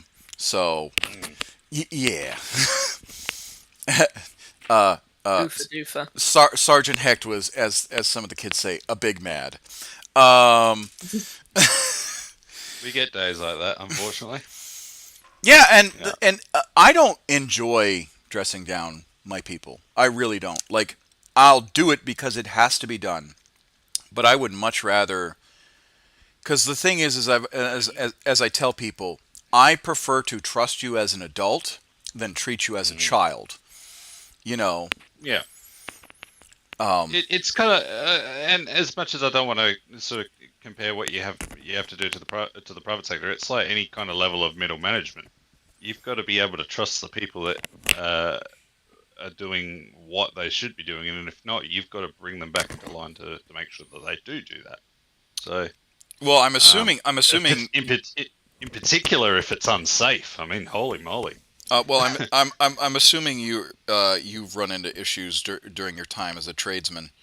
Yes, and I've also worked as a supervisor, and I've also worked as a crew chief, and I've also worked as a project manager. So, in as a in my trade. So, when you see folks that are, well, let me put it this way: a simple thing like making sure that you are. All right. Let me put it to you this way: if I'm a project manager and I see someone turning up to site without the appropriate protective gear, I take that in two ways. I take it, number one, this person's sorry, what's that? Spank them. Spank them. Oh, I should spank them. Okay. Woo. But no, that's okay. But I take that in two ways. I take it, number one, that you're either not taking my instructions seriously, or two, you're not taking your own personal safety seriously. And the third point is I've told them that this is a requirement for being on this site. Yeah. So it's kind of like a double whammy on the instructional side of things. And I had that with a painter once. I had to pull him aside and say, dude, I'm bringing you into this site in order to try and get you to tell me what needs to be done to fix this problem. And you've turned up without the appropriate gear. What the hell do you think you're doing? Yeah. You know? Oh, You've just wasted my time, your time, and everyone else's time on the site. Oh, woe to anyone that doesn't bring their duty gear to work. Oh, I will. 100%. 100%. I mean, Ooh, I don't have shit. anything to add to this conversation apart from earlier I saw a funny TikTok where they were going through like Halloween decorations and it had like a blacked out what's it called, like beaker, like a chemical beaker, and someone goes, how is this scary? Like it isn't even useful because it's all blacked out, and someone responded, it's an OSHA violation. That's why it's scary. Oh, really? I mean, you're not wrong. So we actually had a guy that was, his job was to get equipment, get office chairs out to the posts, because we had just bought brand new office chairs, and they were the ones with wheels. Most office chairs nowadays have wheels to them. Yeah, of course. And the reason why we bought these office chairs is because at the gates, when you're not standing out on the curb, stopping traffic to check IDs and visually making sure that that person is who they say they are, and making sure that when you're using your DBID scanner and all that stuff, that when you scan the ID, a readback doesn't come back saying, "Hey, this person is There's a red flag there yeah, or something. yeah. Hey, this person has a driving suspension," and the person's that it's always fun when they're on driving suspension and they know that Drive they're a vehicle onto the yeah. Oh yeah, that goes down well, doesn't Those it? Yeah. those tickets write themselves. I'm just like, well, just catch this L real quick. Yeah. Yeah, so those happen, right? And the gates got the chairs because, again, they're most of the guys and gals are up on their feet, and the times that they're not on their feet, they just need to take a sit down in the main building. Well, so airmen being airmen, they had these rolling chairs in the back of a panel van or a bread van, and one of them got the bright idea of sitting in between both chairs and was like, "Man, I really want to test Newton's second law." Oh, good lord, really? Oh yeah, no, yeah, and the only reason why we found out about it was because they made it into a video. And what? Yep. Oh God. And So then, not only did he freaking do it, or she did it, but they took a video of it and published it. Oh, no. what? No. So they didn't publish it. They shared it to one of their friends, who then Yeah. published it. Yes. Oh. Now, normally when Hecht, have you ever watched Red Dwarf? I've heard of it. Okay. It's excellent. This reminds me of the incident with Lister's cat in the very first episode. Yes. Do you know what, Arsenic? Yeah. Lister, not are you only so stupid, you bring an unlicensed animal on the ship, but you take a photograph of yourself with the cat and send it to be processed in the ship's lab. So, I mean, that's just crazy, man. That is crazy. but it gets better. Oh, okay. Go on. No. So there's this Facebook group that I will not name. No. I will not name Okay. because it's only supposed to be for active duty service members, and it's basically the unofficial watering hole / sounding board / like, Oh, hey, no. hey, we have this problem and no one's solving it. Can we have someone else come in? And basically, it serves as a unofficial channel for people that have issues, complaints, that people that think they're being treated unfairly or whatever the case is. But it also serves as a kind of a funny, like, hey, look what this unit did. Look how they screwed up, kind of a deal. And it's like this a bit of a Schadenfreude site because it's so helpful, but it's also like, man, my job can't suck anymore. Let me check this website real quick. Oh no. Or this Facebook group real quick, and you're like, oh no, my job doesn't suck right now because someone else is going through the same shit I am, kind of a deal. And it was posted there. Oh, no. It was uploaded there, and again, I never condone hood rat airman shit on post.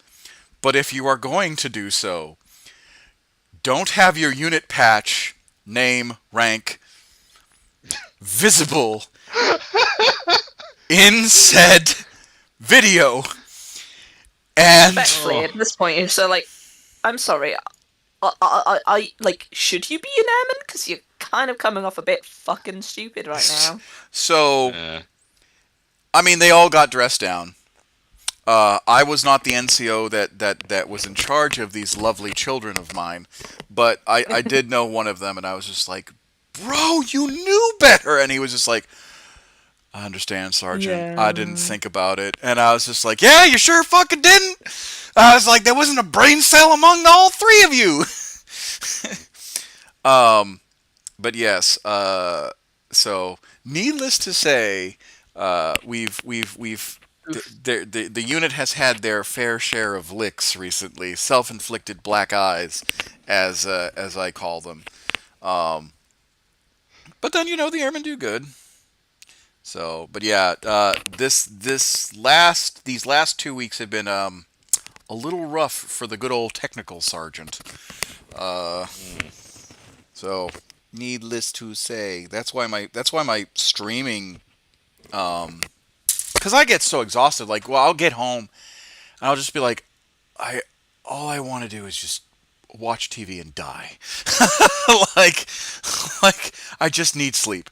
I need to not get called at 10 o'clock in the morning, or or 0:06 in the morning, because I'm a swing shift guy. So I don't get home until after PT. I don't get home until like 12 o'clock at night or whatever. And I'm like, I don't need to just get called at like 06 in the morning by my senior master sergeant and just getting my own individual head twisted off. So yeah, there have been times. Now I haven't, and those happened when I was a staff sergeant too, but not to the extent as a technical sergeant. Because like a staff sergeant, you're gonna get your ass handed to you for airmen when they do dumb things, because you're that front line NCO. You're the guy or gal who's supposed to be. So force organization chart wise, I know this is a sexy conversation. Sorry for everyone that's listening. So Bow, bow, bow. So in the military, I've been feeling fine. Yep. so in the military, you have your junior enlisted, you have your and the junior enlisted are divided up into three categories. Your airman category, or in the Air Force, your airman category, your junior enlisted category, or your junior NCO category, and then your what you'd call the airman and NCO tier, or sorry, two ways. So you have your junior enlisted NCO, which is your staff sergeant, and then you technically still in that category of junior NCO is technical sergeant, but a technical sergeant is within the enlisted force structure is a technical expert in their job, right? That's why it's called technical sergeant. Whereas a staff sergeant is a craftsman at their job, or has just learned their craftsman responsibilities. Can I just ask you a quick question in relation to that? Uh huh. How does that different from a warrant officer? So a warrant officer has college Right. and is considered, because the Air Force doesn't have warrant officers. It's only the Army and the Navy. And through Yeah, that was kind of my question, because I was talking to a friend of mine who was in the British Army, and he was saying how there's a big interpretive disparity between the US and British forces in terms of how warrant officers are graded. yeah, so a warrant officer. Like, my dad became an officer because he went to the Naval College, but if he just went straight into the Navy, then he wouldn't be an officer. So a warrant officer is not a NCO. They are a commissioned officer. They are considered a soft commissioned. Like if that was a thing, you still render a salute to them, but you don't call them. You can call them by their rank, warrant officer. My understanding is in the US services that they tend to be specialists in particular fields, like pilots and things like that. Is that my Well, understanding? so that's Like that's Army pilots? that's the easiest example, is that they are helo pilots. Right. Depending on the type of or they might be tank operators, tank commanders. Like mechanics or something, or is it a bit more specific than that? No, probably like they actually are the tank commander. Okay. Like within a within a platoon of an armored company, you would have sergeants that would be tank commanders, but if you didn't have a lieutenant, a warrant officer could take charge of a platoon, right?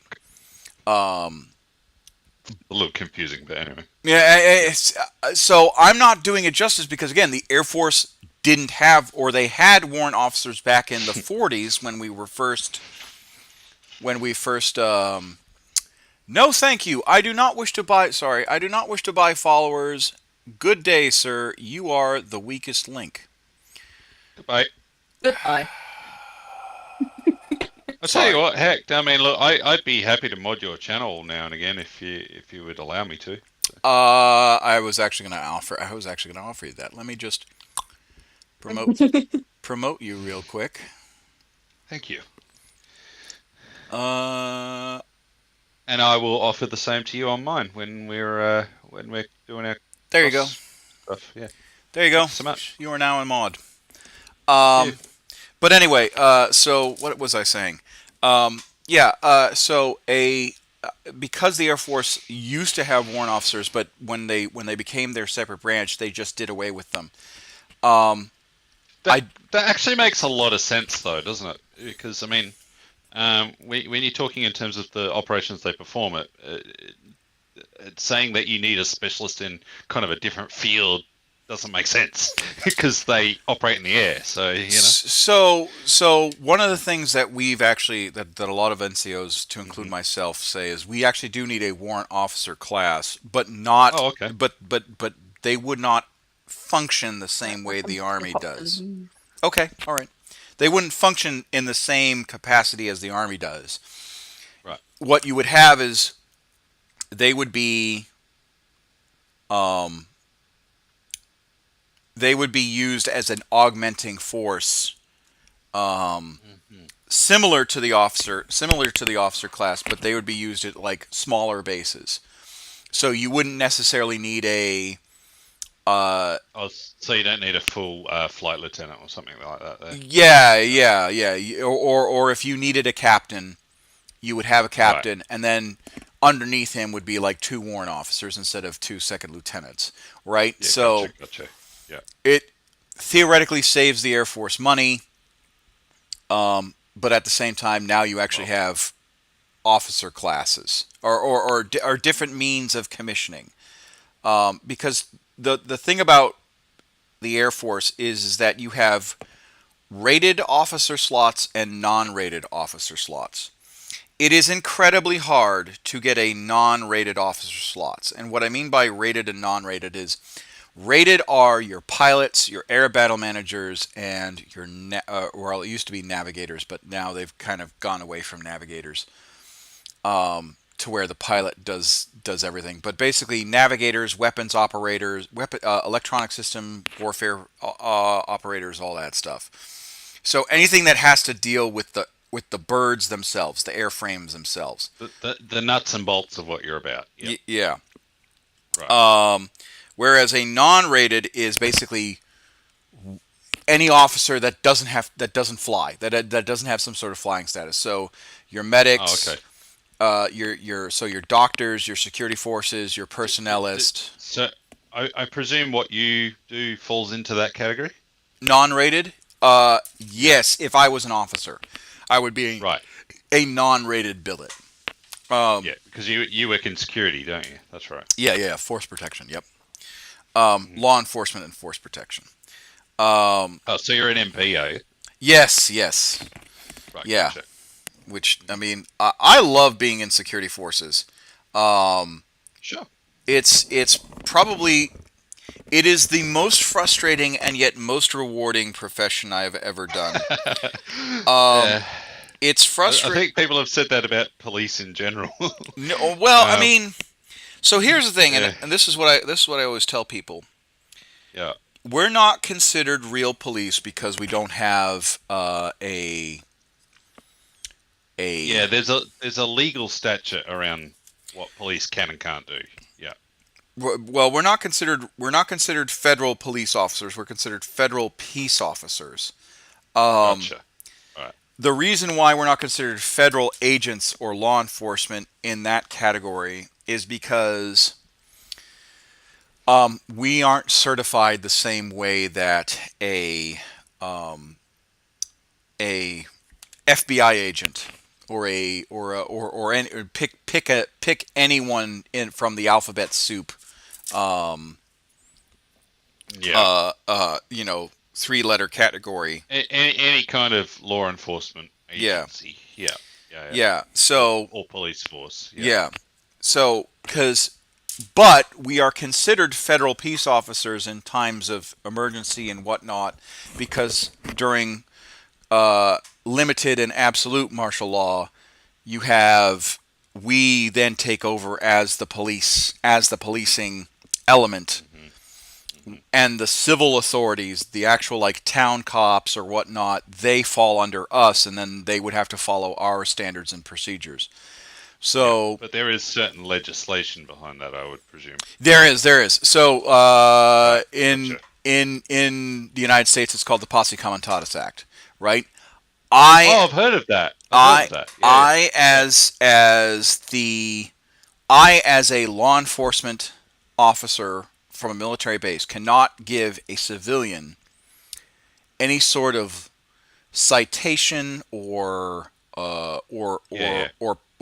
corrective action unless they are on my installation, they have violated a regulation that is strictly military, and they are by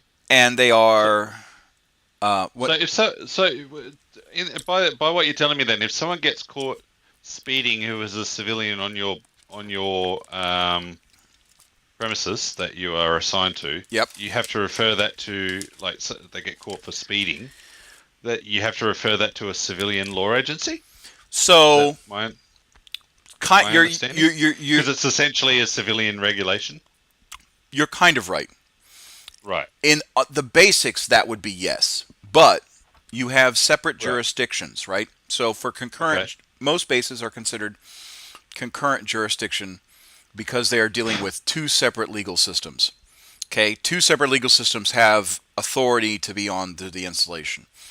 So if someone is speeding on base who's a civilian, if I am in the States and I have a civilian magistrate that works on the base, I issue them a 1805, which is a Department of Defense form that is a legitimate traffic ticket with money assigned to that traffic ticket. So basically just a traffic ticket. Yeah. That Yeah. you've issued them. Yeah. But So I can only do that if a civilian magistrate from the state says, yes, I will see cases from this base covering 1408s, or sorry, 1805s. If sounds very complicated. it is, but it's also very simple. Now, Bureaucracy. Now, if you're a civilian, now if I don't have that, but you're still assigned to the base, right? You're a civilian who comes on to. Explains why you like the Imperium so much. You love bureaucracy. So Sorry. if you come Sorry, on. I'm involved in politics as well. Arsenic Tofu, so it's all good. I know, but I'm not involved in legal sides of things. I'm involved in administrative sides of things, which can actually get even worse. So continue, please. So if you're assigned to the base, right, and you come onto the installation and you're caught speeding, and we don't have a civilian magistrate from the state that will see our cases, we write what are called 1408s. And 1408s are a points-based system, and it's not monetary value. Oh, okay. Some people call them fake tickets. I call them vouchers. Basically what that is... You're gussing it up? Well, so it's a voucher against your driving privileges.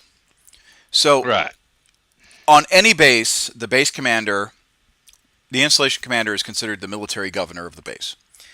That makes sense. You are... Whatever you do on that base is because that particular base commander is giving you that privilege. And so if I give you a tip 1408, depending on the infraction, that's points off your license. So many points per year, and you're walking. You know. But that's for a person who is military? It's for both. It's for both. Oh, okay. So if you have a notorious. Oh, so all right. So okay, sorry. Let me just say, ask you one question. Yeah. This person, if the commanding officer of the base says you cannot drive a vehicle on this base, that is it, regardless of who you are. Yep, that's it. Gotcha. That's it. Okay, I see. Yeah. So basically, your case goes up to a review board. The review board. So now it's not always the base commander that sees the board. He just gives his signature. Normally, it's whoever he delegates it to. But that's just delegation. At the end of the day, he's allowed to delegate to that. That's still a passage of authority, though, isn't it? Yeah. So So he basically is like, okay, well, I'm going to give the security forces the deciding factor on whether or not this person drives, right? Yeah. That's up to the base commander, isn't it? Yeah. So basically, if you're how we operate is, especially in Misawa, because we don't have a civilian magistrate that, because we're overseas, we fall under a different COA. I figured that was probably a complication. Fair enough. But basically, we hand out 1408s. Now, if you drive, right? If you lose your driving privileges here in Misawa,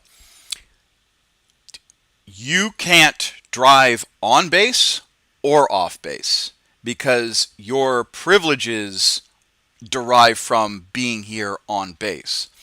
So if it's worse overseas than it is stateside. Stateside, I can tell you you can't drive on base because you're under suspension. I would imagine there's a significant amount of collaboration between local authorities and the military authorities in the states. You would think so, but I would be wrong. yeah, you're wrong because then it covers under double jeopardy. Double jeopardy? Yeah. I thought that only applied in criminal cases. Okay. So, well, it's like a loose form of double jeopardy. So, if you get banned in the States from driving on an installation, that doesn't mean that you lose your driving privileges off base. You just can't drive on base. Because of the difference of legal jurisdictions with the tickets, you can't censure a bad driver off base, even if you were civilian law enforcement and you knew that person was a bad driver off base. You have to wait until they screw up in front of you again to give them tickets. So. Oh, you're talking about, yeah, sorry, I think I understand. So you're talking about the point of view from, I'm thinking it from an overall scope of things. I think you're explaining it from the point of view of what your unit can and can't do. Is that what I'm understanding? Yes, and again, you're dealing with two different legal systems. So federally, because the base commander is the military governor, he can say you're a danger on the fucking road. You're not driving. But that's just in the base.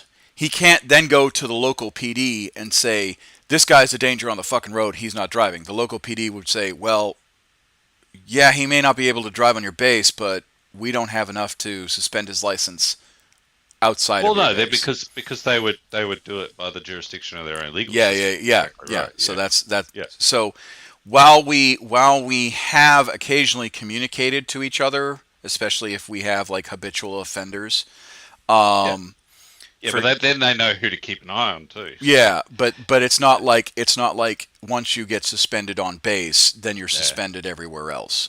Yeah, it sounds more like a collaboration than a cooperation. Yeah. That's a good thing to have in place, though. Absolutely. Yeah, it's been there have been days where I dislike civilian law enforcement because they're just like, well, I don't see the problem. The guy brought marijuana onto the base. It's legal in the state. I'm like, yeah, but it's a federal agency. You can't bring pot. Federally, I know in the States pot is still illegal. So yeah. No, I there have been times where I've gotten into it with civilian law enforcement. I know, and I know it actually happens to be a problem with VA hospitals as well, unfortunately. But that's another thing. That's probably the biggest issue that we run into is that a civilian doctor will recommend some sort of pharmaceutical that's like pot or cannabinoid variant. And then, you go to your VA appointment in a government facility, and they're like, "Nope, sorry, we can't see you. You're high as a kite right now. Go away." It's. I think it's to some, and I don't necessarily have, because I've never used the thing, but from the folks that I have spoken to about it, it's kind of like, well, the worst thing that's ever happened with pot is to be caught by it. Caught with it. And I agree you shouldn't be operating heavy machinery or something with it. It's kind of like having a few beers, you know? Well, so there's been a lot of movement. But that's just a matter of opinion, you know? Well, there's been a lot of movement. The one thing I can say is, in my 13 years experience in the Air Force is that the Air Force I joined is vastly different from the Air Force now. There used to be, if you had family issues, like kids being sick, there was no way a cop squadron in their right mind would be like, okay, your kid's sick. Like, you still got to stand a post, my guy. Fucking find somebody. Whereas now, like, if I get a call from the CDC,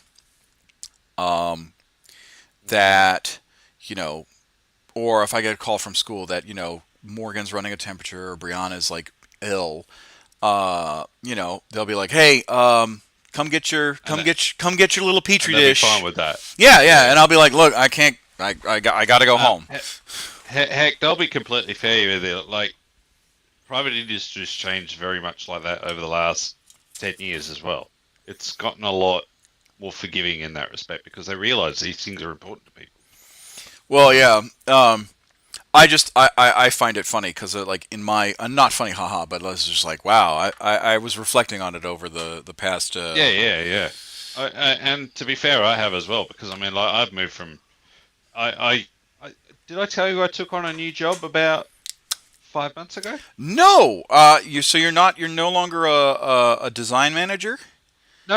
I'm still a designer, but well, not designer. I'm still a technical draftsman for a furniture company. But Oh, okay. I have moved to a one that designs kitchens, and See, Neve, if you need a new kitchen, he's your guy. if you're in West funny Australia, enough, are you in West but we're not in Australia? Western. No. If you're in West Australia, hit us up. Yep. But My dad needs a new kitchen, but we're in Kent. Yeah. I don't know anyone in My Kent, dad needs to sorry. do everything though. But yeah, I'm much happier that I mean, there were so many management shifts around in my old job that I was getting extremely unhappy. And Oh, I'm sorry. no, it is what it is. And it wasn't because of any one thing. I mean, there were a few people that were probably not in a position that they should have been in. And then when they got a person in that was, I'll say, questionably qualified to be in the position they should have been in. Look, put it this way. It just sounds like what the British government's like right now. I'll put it this way. He was in a position to correctly determine the needs of the business, but it was because I'm a tradesman, I understand that there's certain qualities and perspectives of the trade that need to be followed. This person had no understanding of that whatsoever. And I will go down to the road to say I made a stuff up on a job, right?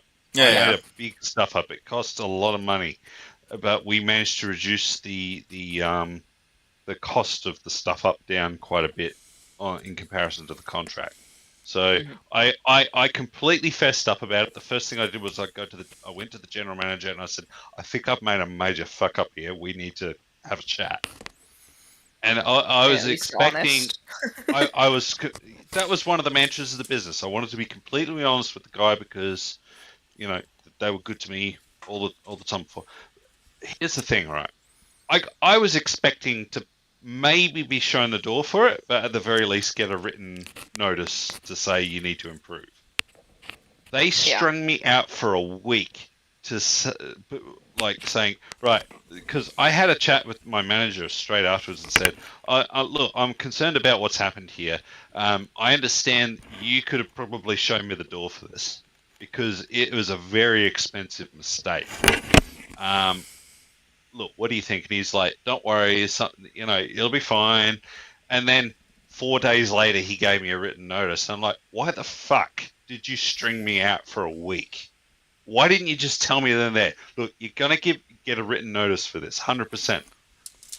So this is what I need you to do. Why weren't you just honest with me up front? So you know? that's I think that, like, kind of seeing the perspective on when we talk about corrections and disciplinary.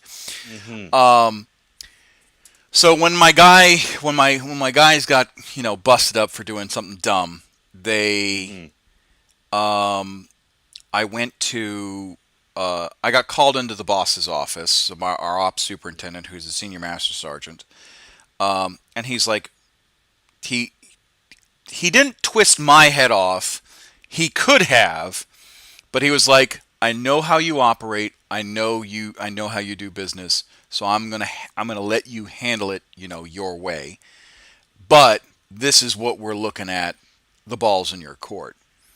Um, So there's a minimum expectation that you're expected to. yeah, yeah. So, Yeah, yeah, yeah. so to me, maybe behind the scenes, what happened was a conversation needed to happen.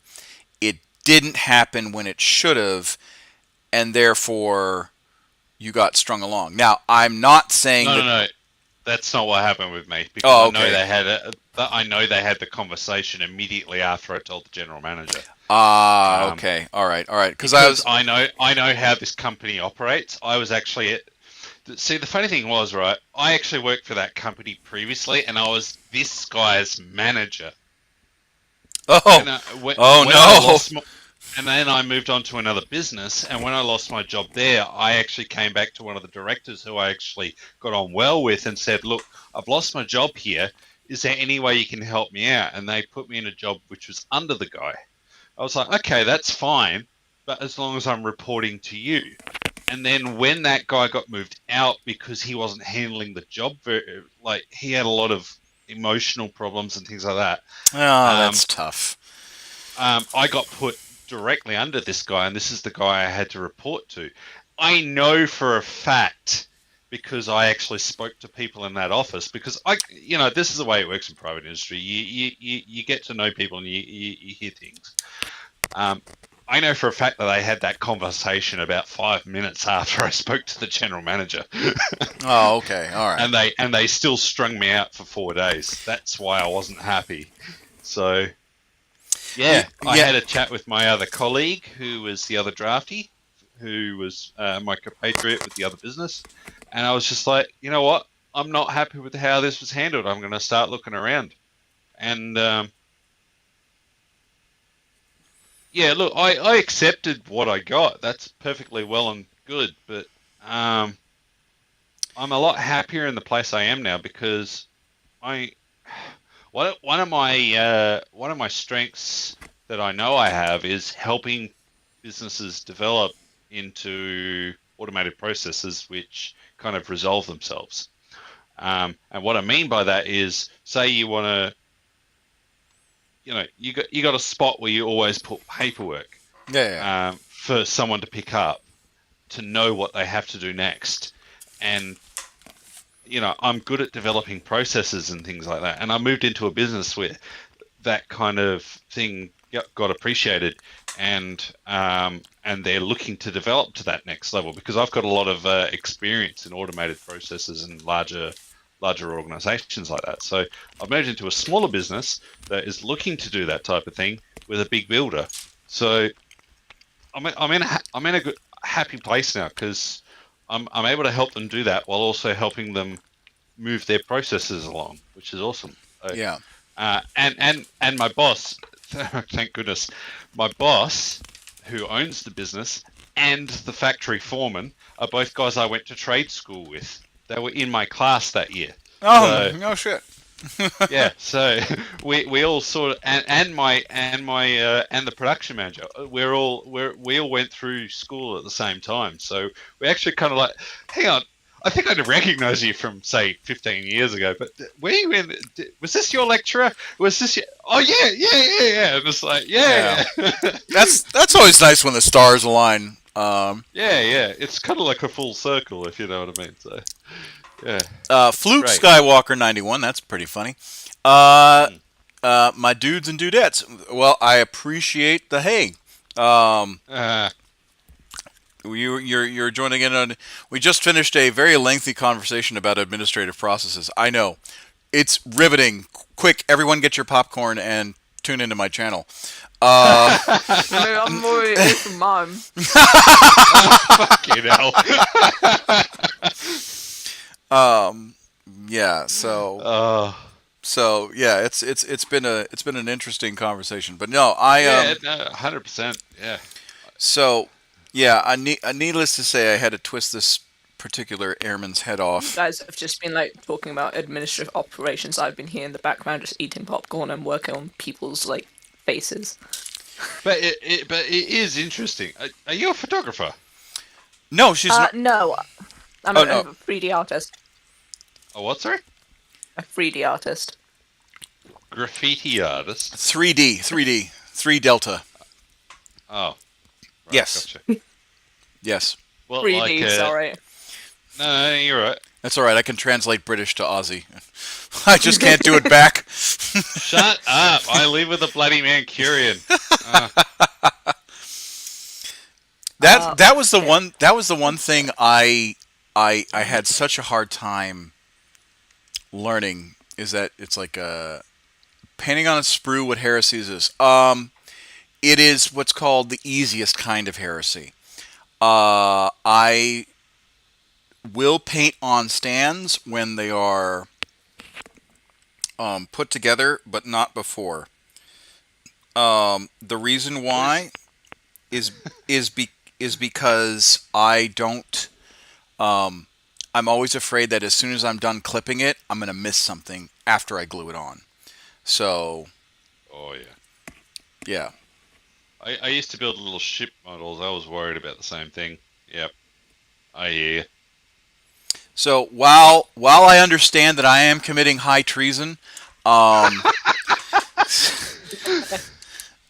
Speaking of, someone actually got arrested and charged for treason recently in the UK. did they really? What? Yeah, because they went to, I think it was either Buckingham Palace or the Queen's Palace up in Scotland In with Edinburgh? a crossbow. Oh no! They showed up on her land with a crossbow. Oh, Tried that's to get into the garden with a crossbow.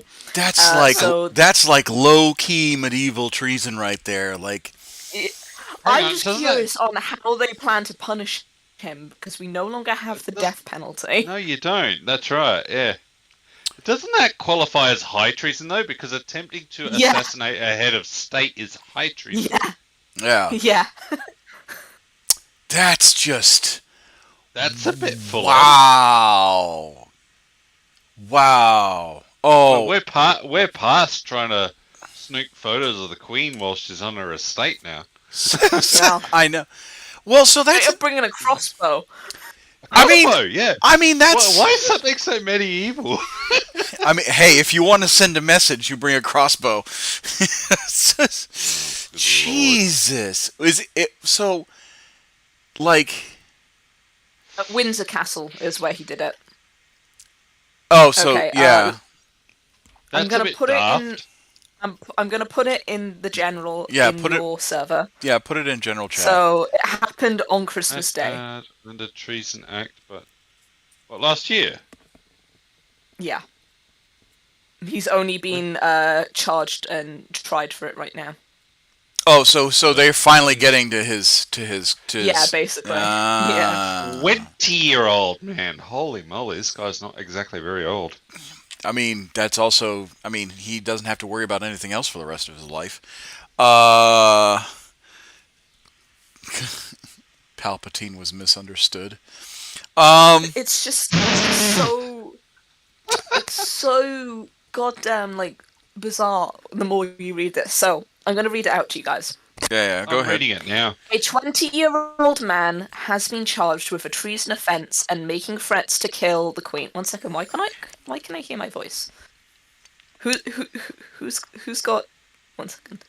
Not I. Who- It's not me. I think it might be you. Oh, Hecht. God damn it. All right, hold on. It's you. All right, hold on. You haven't got his stream off mute, have you? Try No, that I've got now. the Stream on mute. Try that now. Alright. Well, so Okay. my headphones and mic are pretty close in proximity to my Right, you know. that would explain it. Right, got you. Yeah, I can still hear myself. Anyway, I'm sorry.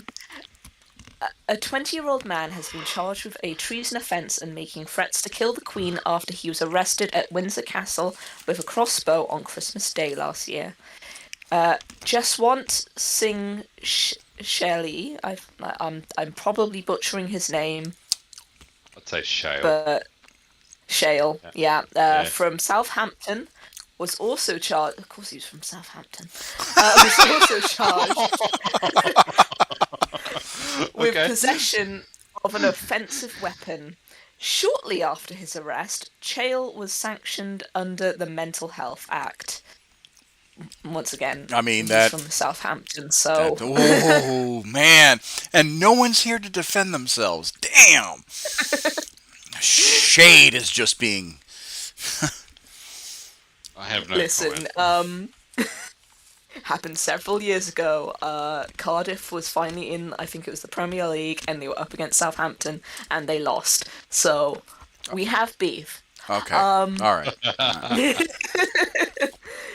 The Crown I Prosecution bless the Service- shit talking. Cardiff was so much better though. Oh They yeah. were. Okay, the Crown Prosecution Service confirmed the decision to press charges followed an investigation by the Metropolitan Police's Counter-Terrorism Unit. He is currently in custody and is due to appear at Westminster Magistrates Court on the 17th of August. So that's why it was in the news. The treason offence was brought under the 1842 Treason Act, which states it is an offence to assault the Queen or have a firearm or offensive weapon in her presence with intent to injure or alarm her. But isn't there there? of Shale's No. Continue. Yep. At the time of Shale's arrest at Windsor Castle last year, the Queen was celebrating Christmas at the royal residence with Prince Charles and his wife Camilla. Nick Price, the head of the CPS Special Crime and Counter-Terrorism Division, said the CPS has authorised the Metropolitan Police to charge Jaswant Singh Shale with offences after he was arrested in the grounds of Windsor Castle on the 25th December 2021, carrying a crossbow. The CPS reminds all concerned that criminal proceedings against Shale are active and that he has the right to a fair trial. Oh well. So. Hold on. Fluke Skywalker. AOS is a better gaming system. I So think Typhoon, can you like read me like anything at all? Because I love your voice. Sorry.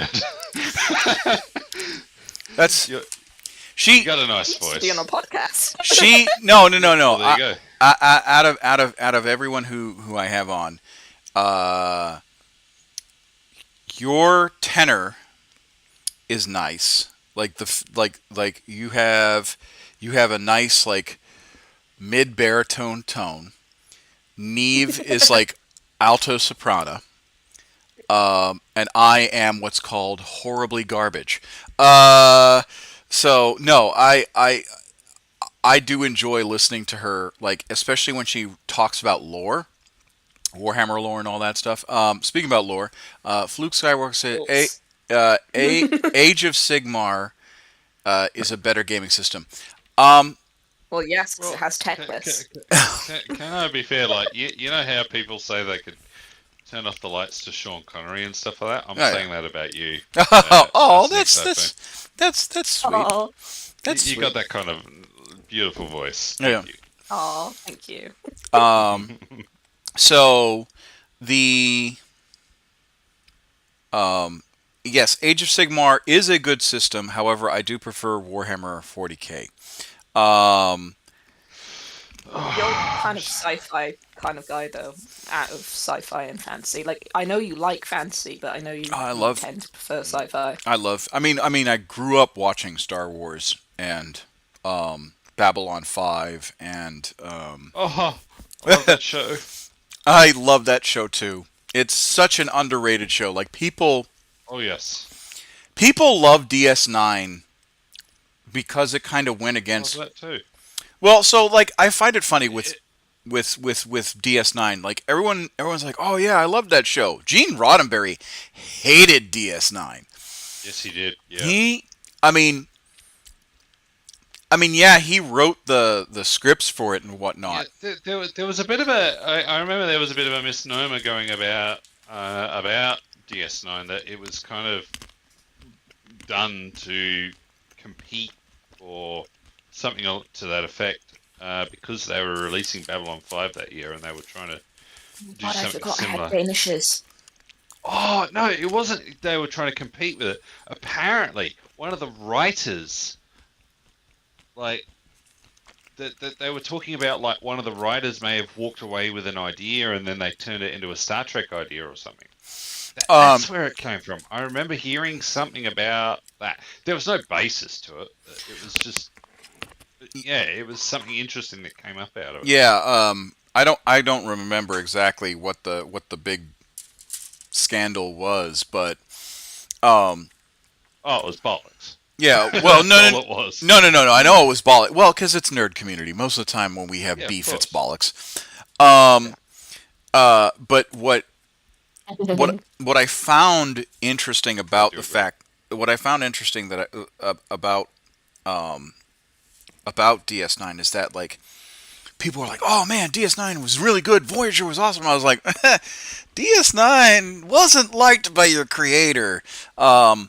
I don't know why, because it was really good. But when you compare it to Babylon 5, I think Babylon 5 just did it better.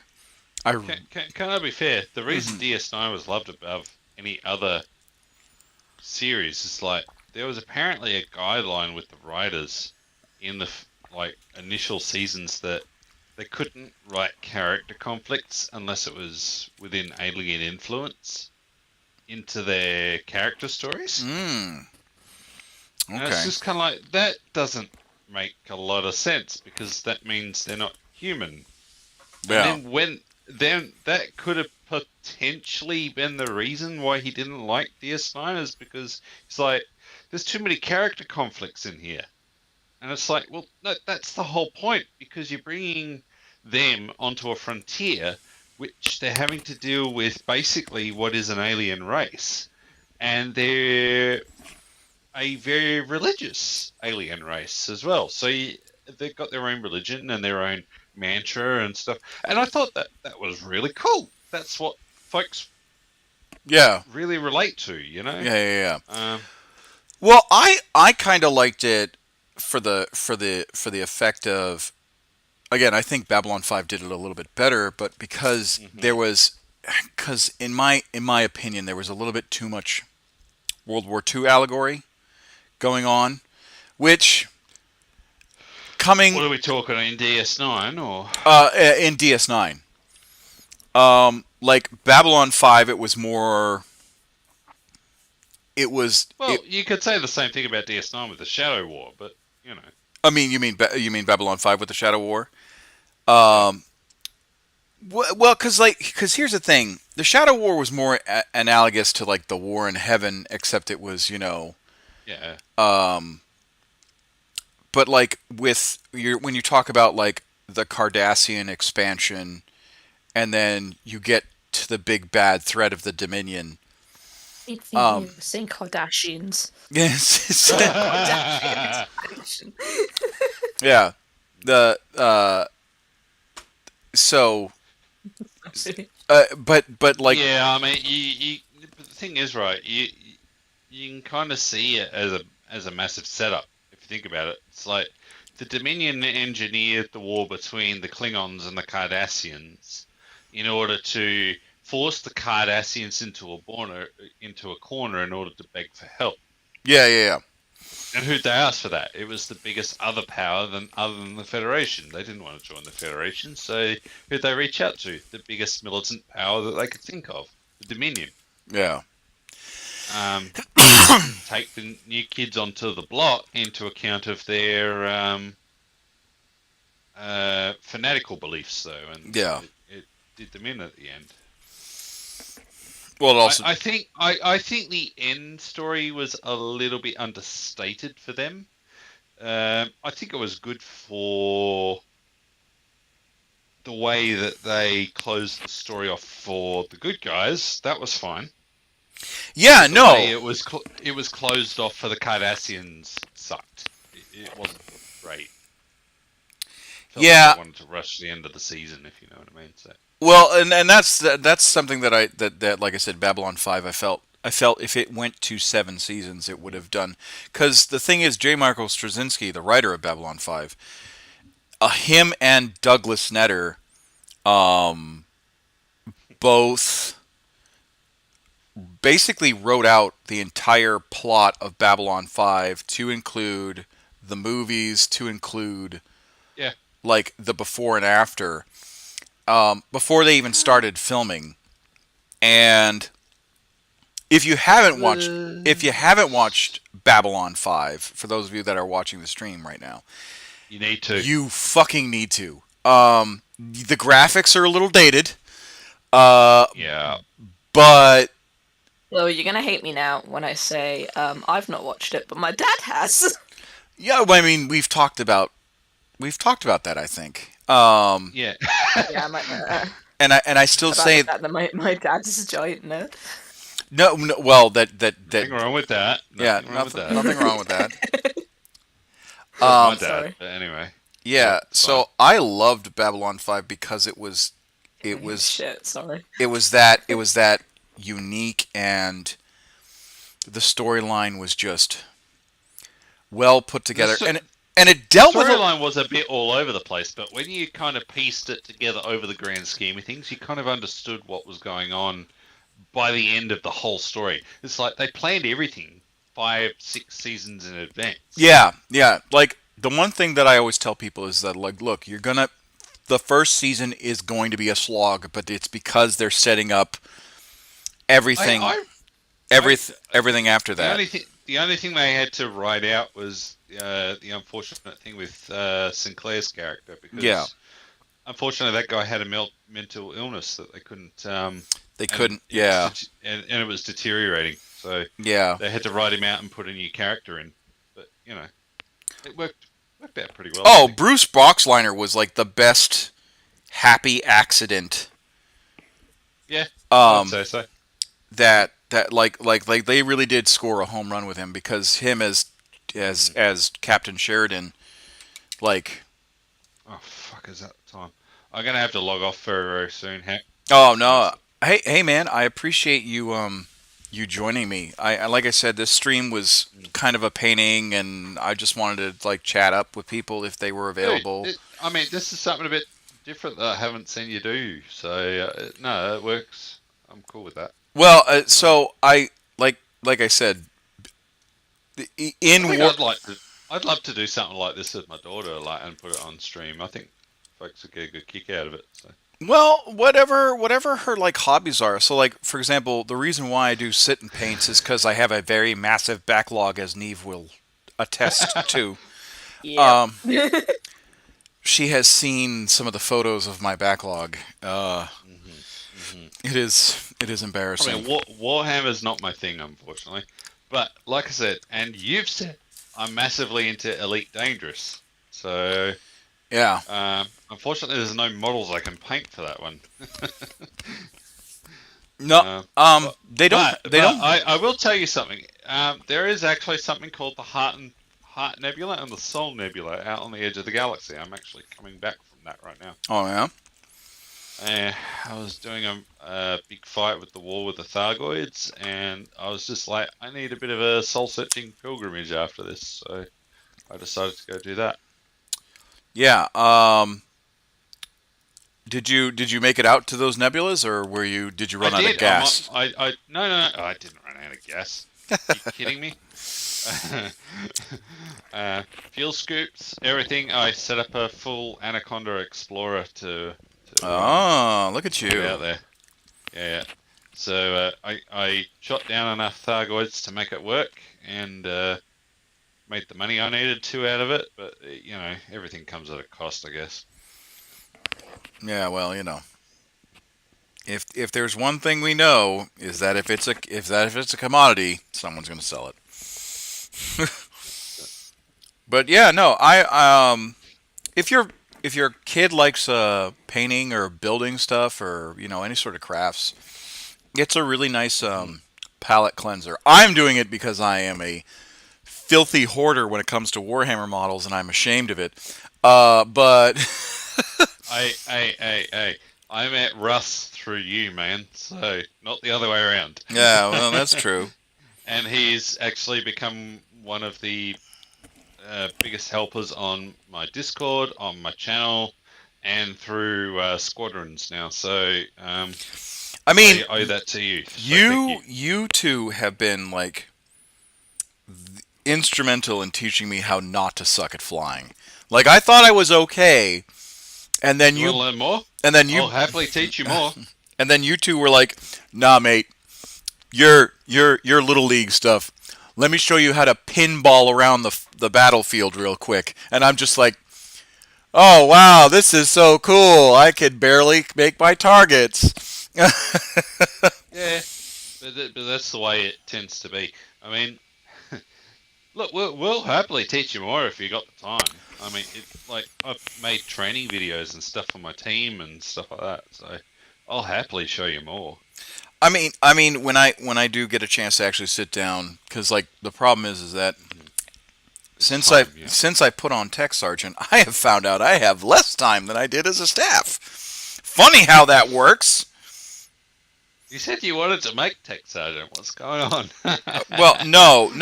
It's not a gripe. It's just like I really wanted to make Tech Sergeant. I'm glad I made Tech Sergeant. I'm just Right. I've now come to the realization of, oh no, I am now Tech Sergeant and I don't have the same amount of time that I used to. like like That's all good. It's kind of like when my because I have a friend over here in the Navy who made Lieutenant Commander a few years ago, oh, okay. and he's All just right. yeah, and because he came right up from the bottom as a seaman and went up and did the fork and spoon Seaman. course and sorry, what's that? Seaman. Oh, hardy, har. Did he so he enlisted and then he commissioned then I take it. Yeah, he did the fork and spoon course. We call it the fork and spoon course. No, okay. Sorry, I'm allowed to make those jokes. My dad was in the Navy. Yeah, I know. It's all good.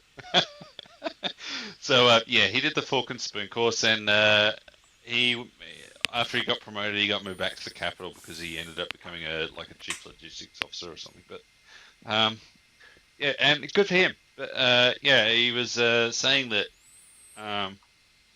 the pretty much exactly what you were saying. Like as soon as he moved up in that respect, it was very quickly a lot more responsibility and such. So I mean, I was somewhat acting as a role of what we call a tech sergeant on discount. Like I was acting like a tech sergeant, but I didn't have the stripe for it. But now that I actually have the stripe, they're hitting me with I'll have to go to anti-terrorism course level 2, NCOA, which is another non-commissioned PM professional military course. I'll have to do my level 2 senior enlisted joint professional military education course. So like I'm prepping for all that, and then of course they're expecting me to get my bachelor's. mhm. So I've been slowly. So I just registered for college classes through University of Massachusetts of Lowell. Mhm.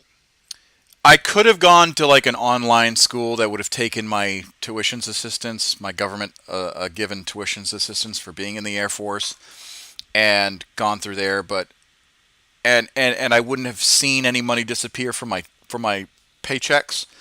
But UMass Lowell is where my father graduated out of when he became an officer, and if I plan on retiring in Massachusetts, it just looks better if you're from Massachusetts and you have a Massachusetts university because you have a lot of people that went to Boston College, Boston University, MIT, Cambridge, Harvard, and huh? Harvard. What? Harvard. You Harvard, said Harvard. Harvard, yes, Harvard Yard. That's that. You sounding like you're like an old timey like Radio presenter. Well, Harvard. look, I'm not. I'm. So yeah, that's. It's, Alright, guys. If I stay up any longer, I'm not going to get enough sleep tomorrow. No. I really Sorry. appreciate it. no. Get some rest. No, I'm invigorated by this chat, but it's way too invigorating. That's the problem. So I really like as much He's going as for I'm loving. Harvard, you see. That's Yeah, it. fair Harvard, and I've got an arrow in my head now. Yeah. No, I did not. I'll be fair. I never went to university. So. Well, but you do something that's equally as important, which is trade schools, and I never want to invalidate someone's pursuits. I don't feel invalidated by in any way, shape, or form these days. Hecht. Oh well. In this day and age, tradies are just as important as the people who run the business. Yeah. So, Absolutely. yeah, I've worked in middle management. I've seen both sides of it, and it's perfectly valid to go one way or the other. And like, I would love for everyone who has seen one side of it to experience the other, because there is a massive at the end of the advantage to be gained. day, Right? I feel like there's this hyperfixation on academia right now. Mm-hmm. It is equally valid to take up a trade. In fact, it is needed. Yeah. 100%. Yeah. But anyway, Some people are going to be the nuts and bolts, but that's it. I mean, I'd love it for anyone to aspire high. That's fine. I would also love for everyone who has been pushing for management since 17. Experience a trade. It's very humbling, and you actually understand the rungs that you got to kind of climb to get there as well. You'll understand why when you get your MBA or whatever it is that you have to enter middle management, and why that's the case. Yeah. My brother's actually a tradesman, or rather, he was, and he's slowly gone up the ranks. I think he's now a quantity surveyor. Yeah. Oh, good stuff. Yeah, surveyors I got a lot of respect for, actually. That's a very interesting trade that I would actually love to learn. Yeah. He started off as a plumber. Why not? It's great. Yeah, well, trade as well, that one. Well, Frere, I'll let you go because I know you're almost your pumpkin hour has come and passed. But yeah, I'm not gonna sleep now, am I? but I will say it's always lovely to hear your voice, especially when we haven't had a good sit down and chat. You know. We need to work out what we're gonna do, mate. So next week is going to be Hell Week for me. We're doing some reindeer games, and we're at that stage again. Yeah. All right, well, maybe hit me up after that, and we'll sort it out. Okay. All right. Great. Because I really got to go get to bed. Stick Typhoon, you got a lovely voice. Love you. Thank you. I'm in love with it. But yeah. There you go. All right. Nice to meet you. Hope you can drop in on the stream sometime. And Hecht, thanks for having me on stream. Of course. Yeah. All right. I'll see you guys later. Yep. Bye. See ya. Bye. See ya. Bye. Yeah. Next week is going to be Hell Week for me, Niche. So I'm actually. Really? Well, so we got reindeer games, and then the week after that we have an air show, and then I think the week after that I can finally breathe and be considered a person again. I'm excited for the air show, but it's going to be a lot of work, and unfortunately, it's going to take place on my 2 days off. Oh no. And if you don't know, it's fine, but an air show is considered all hands on deck. Yeah, like we have a lot of like air shows around here in Kent specifically, especially because we've got a lot of like old once were military bases now are they're just like airspace. They're not airspace. You know what I mean? Runways and stuff. Airspace museums. Yep. No, I know what you. Yeah, so it's a common occurrence where I live to see a Lancaster bomber or Spitfires fly overhead. Yeah. The thing about that is that um, unlike those traditional air shows where you see, you know, Lancs or Spitfires or Hurricanes. We actually saw a what's it called? A formation of hurricanes overhead the other day whilst I was heading back from work. Um, I do like the sound of Hurricanes. Like the Spitfires are very iconic, but the more throatier, for lack of a better word, engine sound of a Hurricane just it's really nice. Anyway, what was I gonna Right. what was I gonna say? Uh, Unlike those air shows on a military base, on an actual military base, you still have to protect assets and all that stuff. So it's all hands on deck. No one can take leave. Um, uh, don't don't plan on sitting down anytime soon, kind of a deal. Yeah. Uh, so yeah, it's needless to say, it's a really like what's it called uh like they say that this air show's supposed to be for like 4 hours, 5 hours. I don't know. Right. Like it's luckily the Japanese like whenever the one thing I do like about having an air show in Japan is like whenever you say, "Hey, it's closing time," they don't argue. They just go. So it's easier. It's going to be an easier cleanup. In the States, people try and stay on base for like the last second, and that's really annoying. Yeah. Because then you have to try and chase people out of the base. Like, no, the air show is literally done. We're not flying anymore. Go away. Most people listen. Most people listen.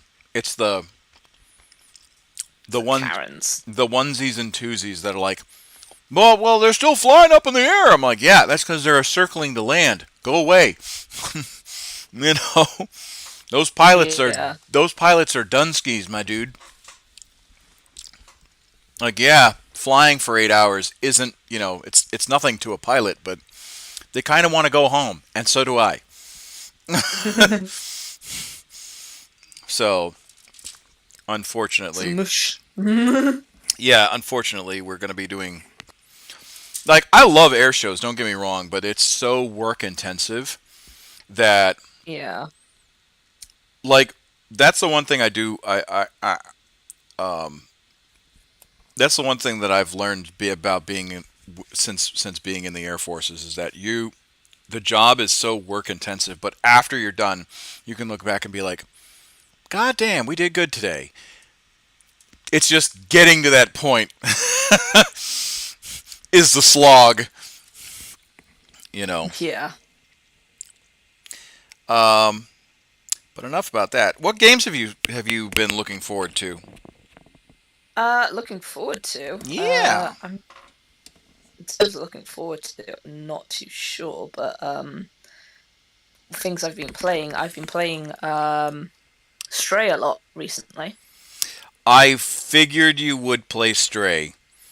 That is like as soon as I heard about that game, I was like, that is a Neve game, and I would be upset if she wasn't playing it.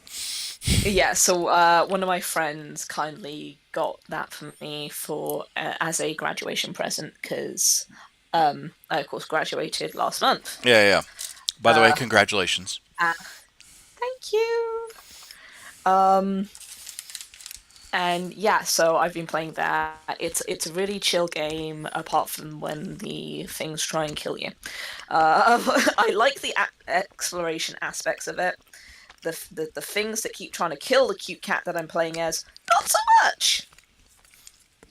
It's those little bug things, right? Or is it the droids? Yeah, it's both. It's the droids and it's the bug things. Like, I'm sorry, I do not need to see a cat electrocuted to death. Thank you. But yeah, no, it's a good game, and it is definitely the type of game that if I had better access to internet right now, I would be streaming. But yeah, it's a very cute game. I would recommend it, though it can get frustrating at times. Oh, I bet. Well, it's a platform jumper. I suck at those. It's platform jumper, but it's also a lot of problem solving as well.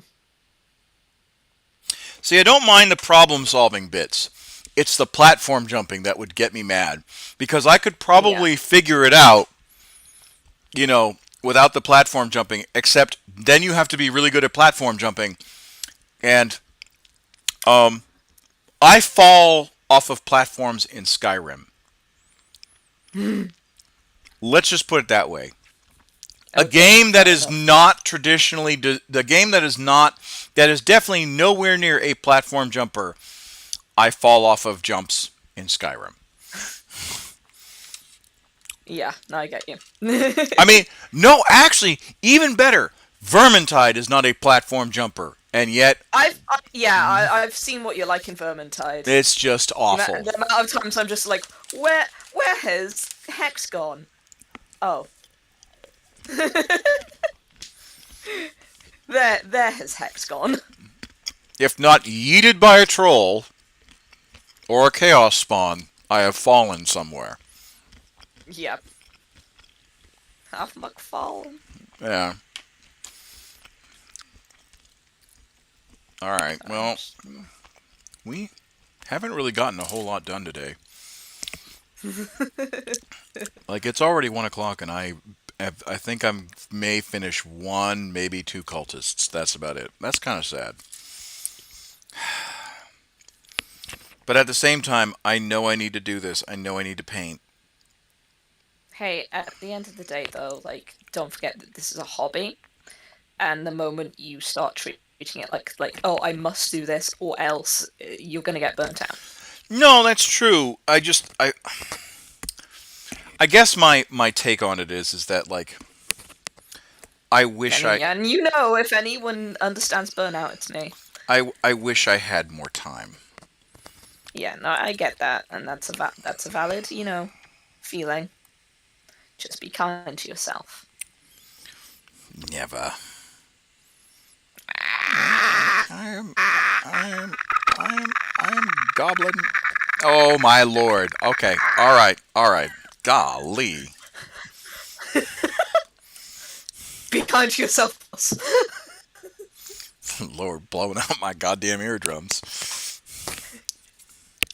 All right. See, I have my ways. Yeah, I think I'll try and get this guy built at least.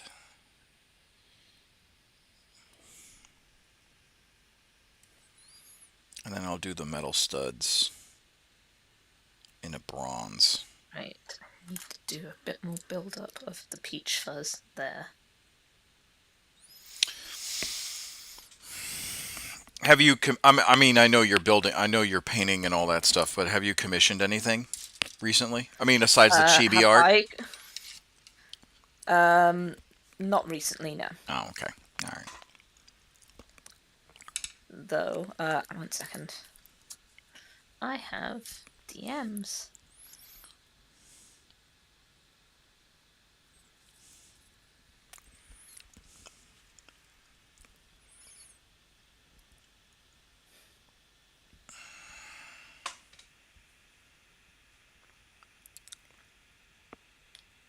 Oh, see, that's a metal piece. That is also a metal piece. I just painted over a bunch of metal pieces. God damn it. Alright, well.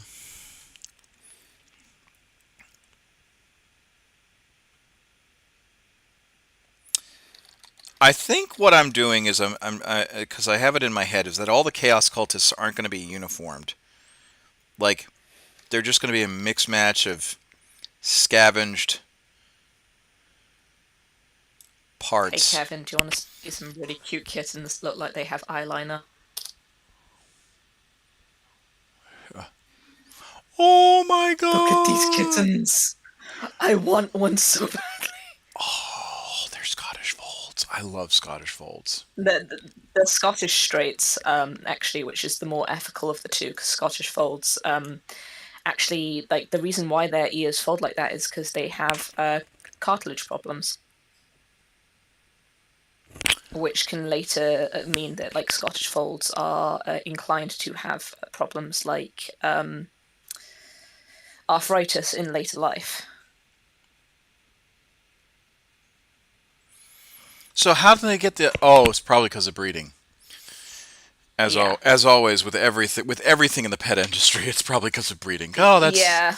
that's terrible. It's literally, we saw a cat who had a cartilage problem and went, "That's super cute. I'm gonna breed more of that." So, because there's two main like versions of the Scottish short-haired breed. It is the Scottish Fold and the Scottish Straight. As I say, the Scottish Straight is the more ethical of the two. It's still a pedigreed breed with all that entails, but they are less inclined to have cartilage problems.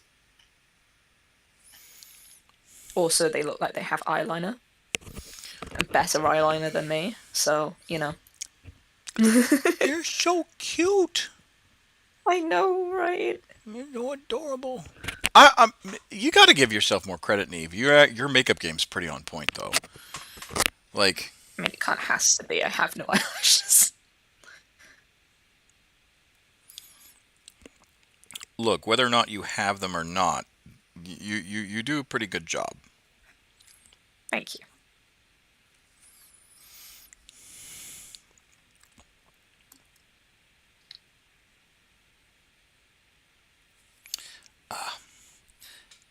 So I'm trying to add, like, a beard cap to this guy and give him kind of like peach fuzz that I'm working on.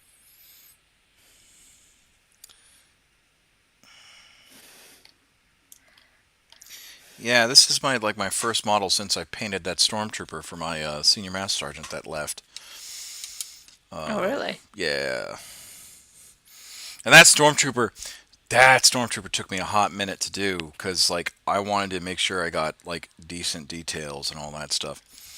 Honestly, Yeah. that's probably the biggest issue I have with 40k is that like yes, this is a hobby and yes, I shouldn't care about like I should just care that the army's battle ready, right? Like on the table. Hmm. But as soon as I start like painting, I'm like, this must be perfect.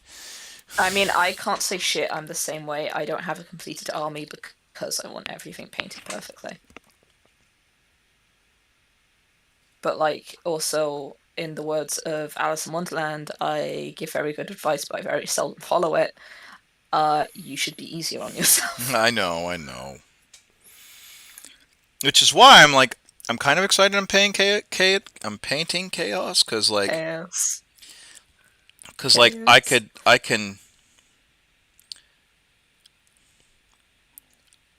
I can kind of fuck up and be like, meh, they don't care.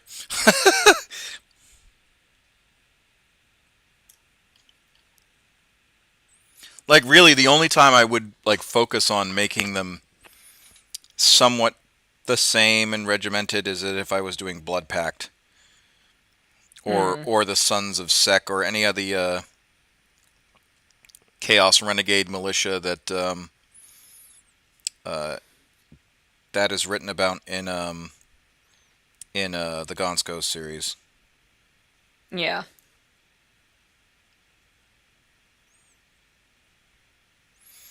Plus, I also would have actual like diagrams of what they're supposed to look like.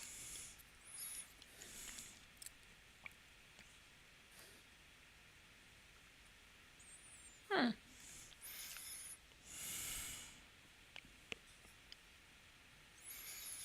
But So if I seem like I'm being quiet right now. no, you're fine. But because they're chaos cultists and not the Sons of Sek or any of the. By the way, if you haven't read the Sabbat Crusades, the Sabbat Worlds Crusades, You always say this. you need to do it. I know I know. But he's such a It's good. like a meme at this point. I'm like, when's he gonna say it? He's Dan Abnett's such a good writer. He's such a good writer. Like, if I could be as half as good as him in, like, when I develop role plays and all that stuff, Yeah. I'd be happy. But he really is just teach me. It's literally the scene from Doctor Strange. Teach me. Yeah, I was about to say. No. Okay, that is also an underrated movie. Like, I fucking love Doctor Strange. I have not seen uh the Multiverse of Madness. I have not seen that one. It's all right. Like, I like it. A lot of other people don't. Oh yeah. It's all right. I feel like it's not as good as the previous, the first Doctor Strange, but it's okay. You know.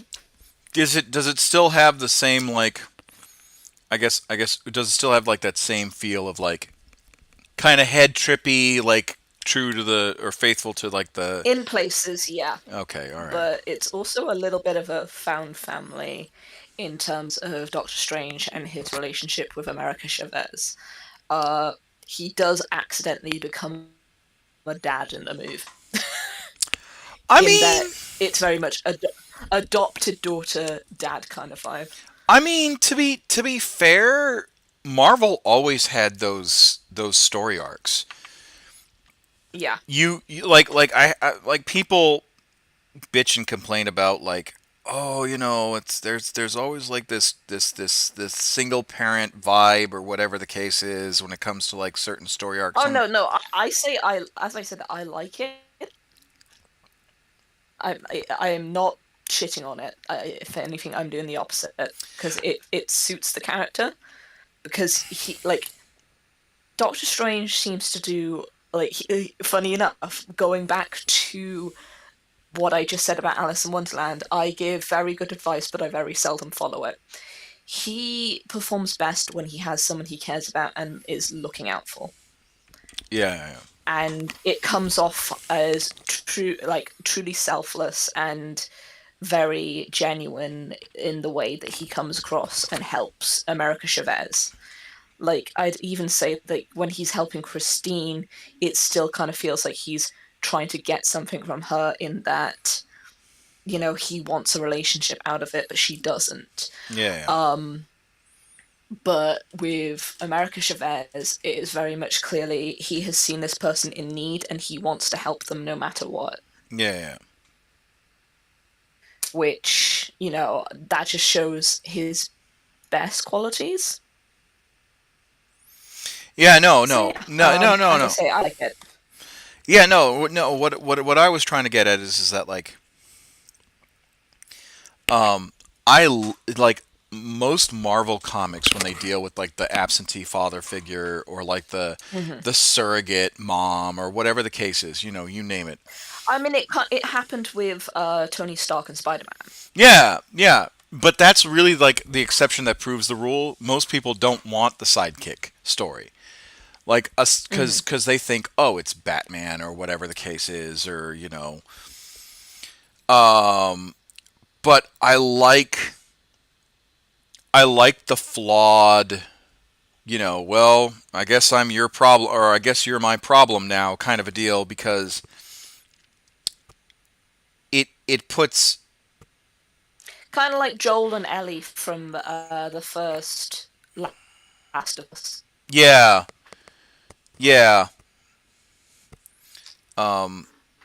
Like, at first he's very much, oh, I guess you're my problem, and then she brings out the best in him, and he kind of, like, becomes the figure that she's always needed. Yeah. And I like that growth dynamic because it puts more skin in the game for later on for like conflict plots and all that Yeah. stuff. Additionally, like because what you don't want to have. Yes, and I understand that in hero comics, the hero is the foil for the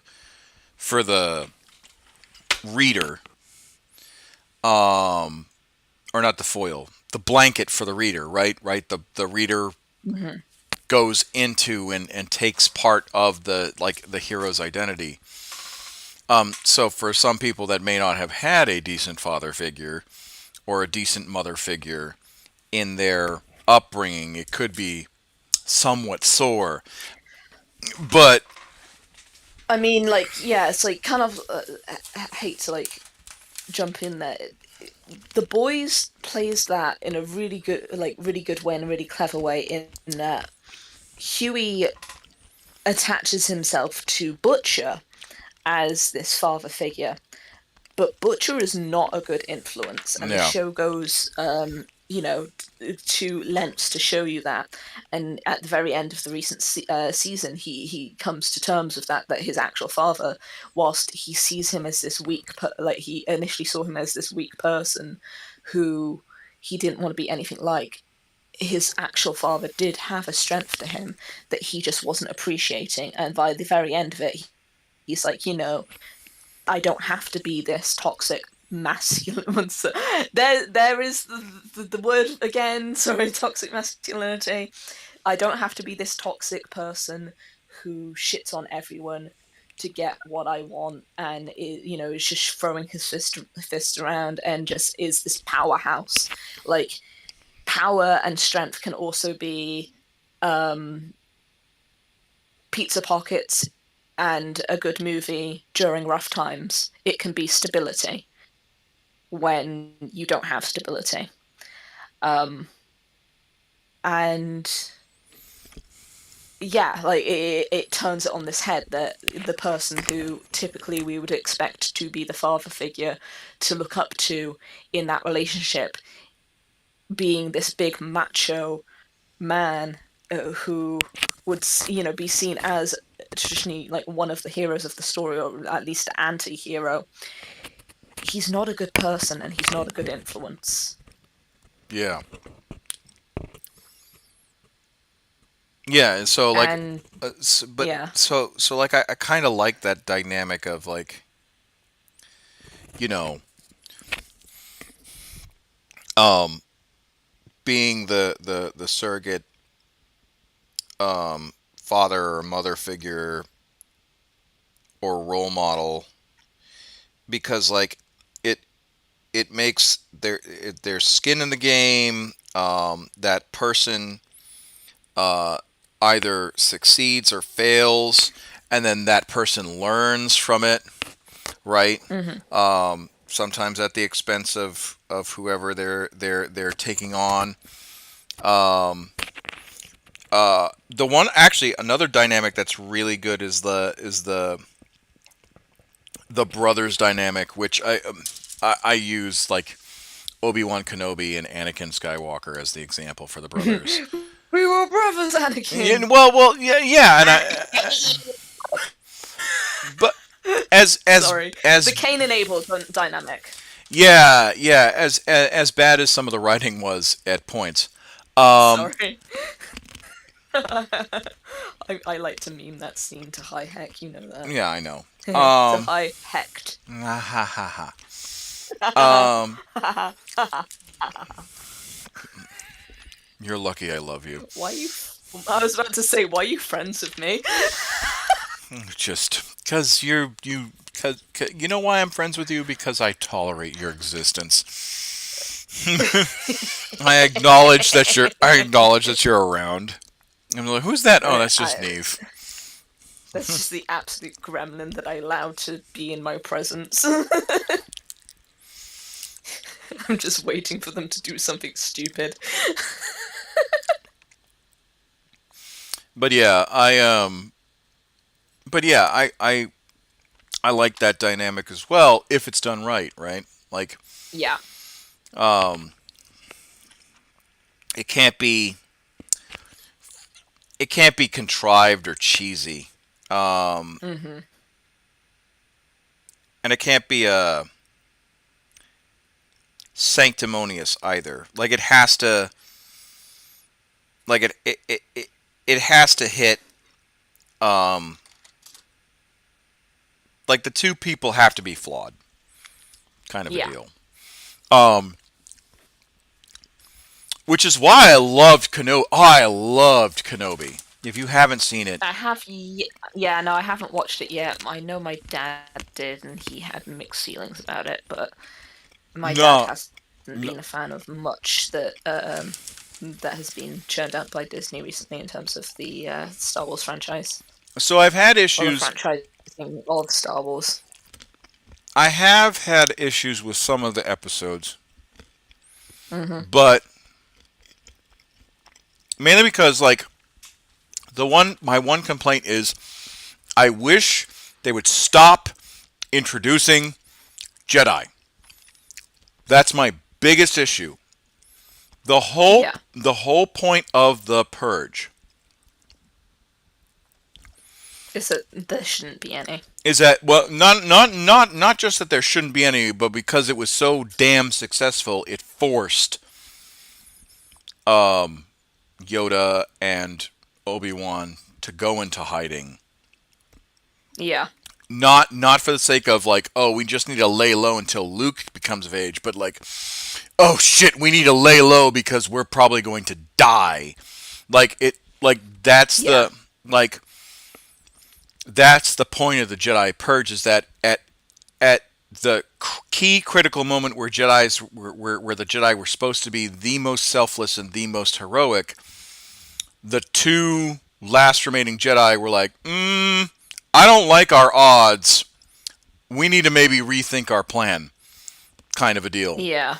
Like, we're taking this L. There's no way we can there's no way we can like what's it called? We're taking this L. There's no way we can uh Financially recover from this. yeah, well, no, there's no way that we're not losing. We're going to Yeah. we could wait and bide our time and do things around the edges, but we're not. We're going to be as passive as possible until Yeah. until an opportunity presented The right itself. time. Yeah, and basically it was Luke, right? Luke and Yeah. Leia.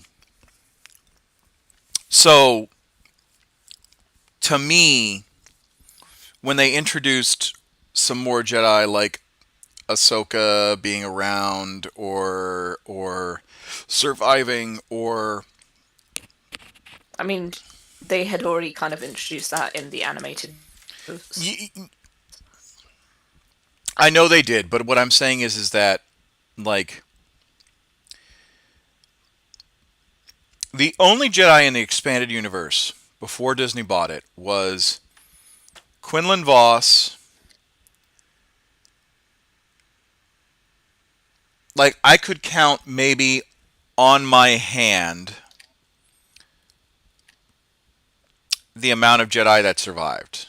I don't think that there was any more than Yeah. maybe 5 Jedi, all told, that survived the purge. Yeah. Because it was Quinlan Voss, Obi-Wan Kenobi, Yoda, and then 2 others that I can't remember. But now they kind of are like, oh, well, there's Jedi over here and Jedi over there. I'm like, motherfucker, if there were this many Jedi that survived the fucking purge, like, What's the fucking point of the purge? yeah. I mean, it really wasn't a purge. It was more of a spring cleaning, you know, an aggressive spring cleaning, you know, uh, one with When laser you go a bolts. bit too mad Yeah, one. with the Silic ban. Hey, yeah. One with a lot of laser bolts in it. Um, you know, so like that's my that was my Your issue with gripe. my gripe is that like they were introducing surviving Jedi. Some of the surviving Jedi died, which is fine, but like they still mentioned other surviving Jedi as like a plot twist or a wink and a nod to some of the fan theories, and I'm just like, oh god, come on.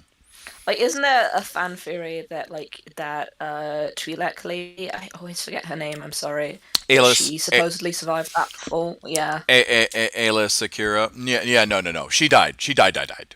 Like, Yeah. Okay. Cool. no, what people, Because I know that was a theory that was like running around for a while. no, the fan theory that's really big is Mace Windu survives.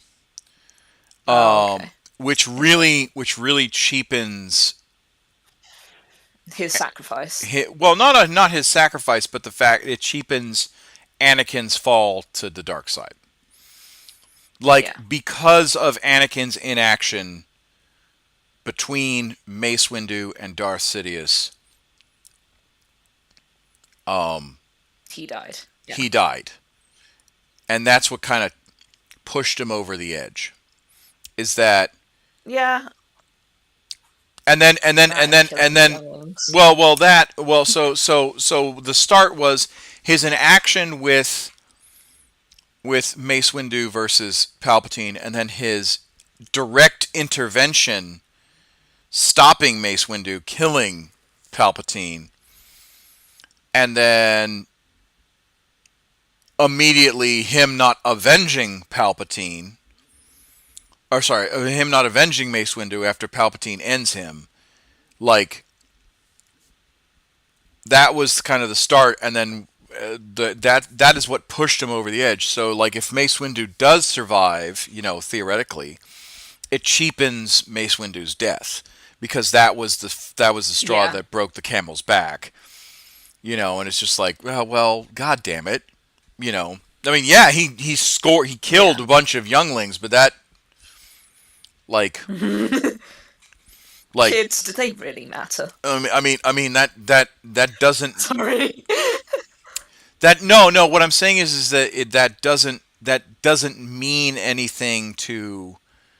I mean, it means something, but it's not as impactful, and it's more abrupt, kind of a deal. Yeah. Like,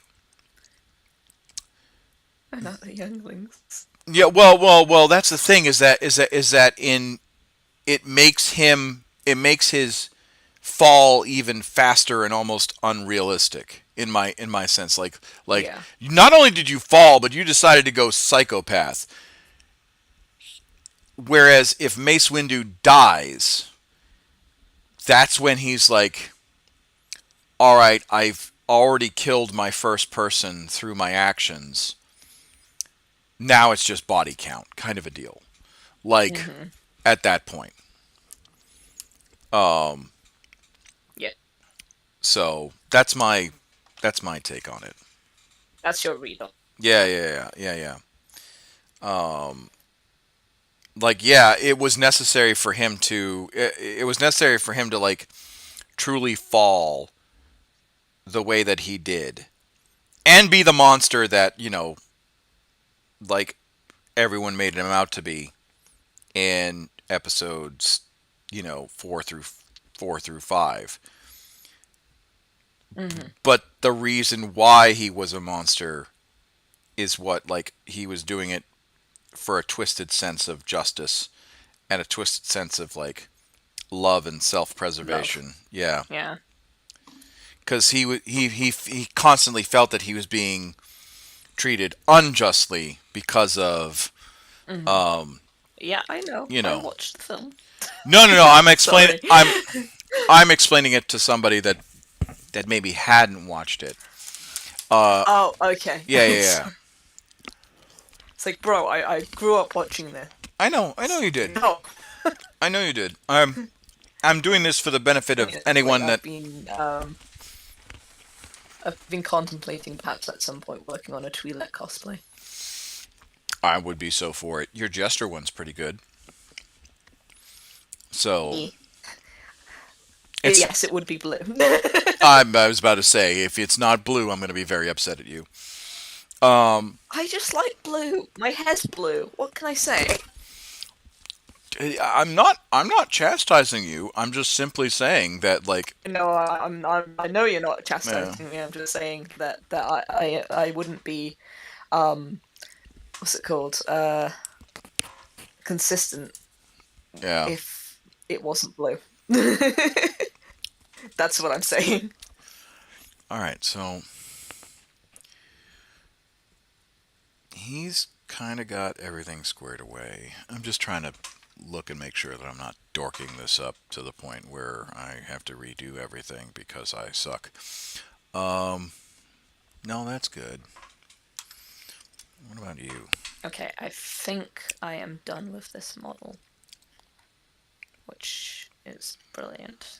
It means I can move on to something new soon. Let me show you. Ooh, Snip. ooh, piece of 1 candy. second.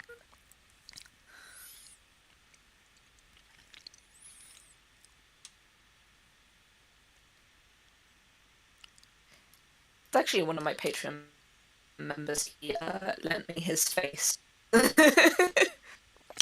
Oh, let me see. It's loading. Sorry.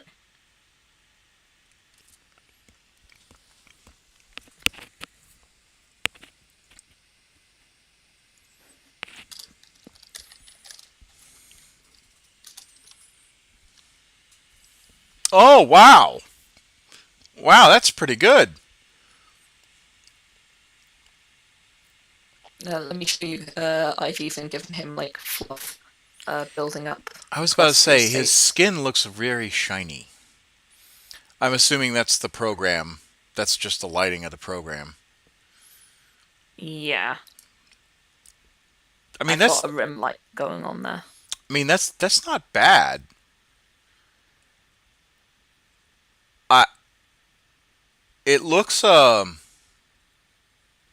it looks better than like Skyrim faces kind of a deal, but it's still on that like no. I don't mean that as an insult.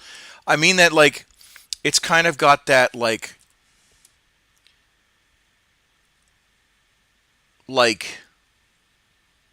how do I put it? You know, like the PS3 and PS4, like, or sorry, PS2 and PS3 facial demos. Mm-hmm. It's similar. It's got that kind of a vibe to it. Again, Right. I'm not saying that that's a bad thing. I'm just like that's kind of what I'm looking at. It looks really good. You did a lot of work. I like the patches of the peach This. fuzz. Let me show you the second one I did.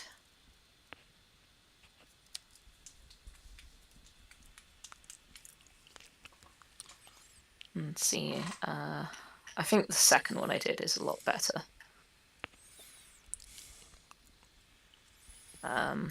You'll see what I mean.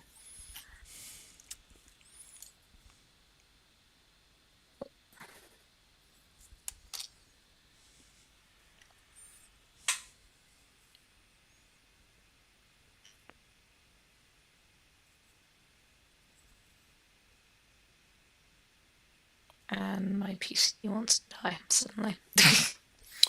Well, you know.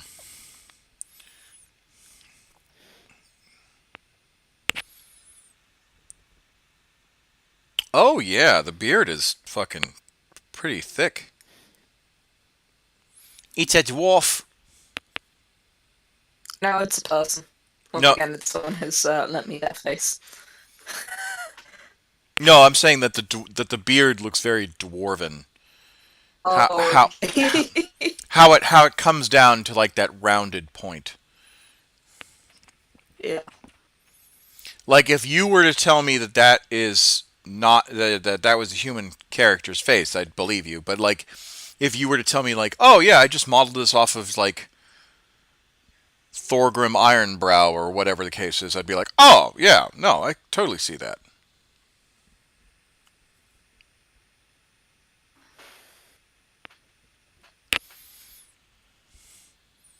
Yeah, I mean it looks dwarf. It looks dwarven, which is really like that face is really cool.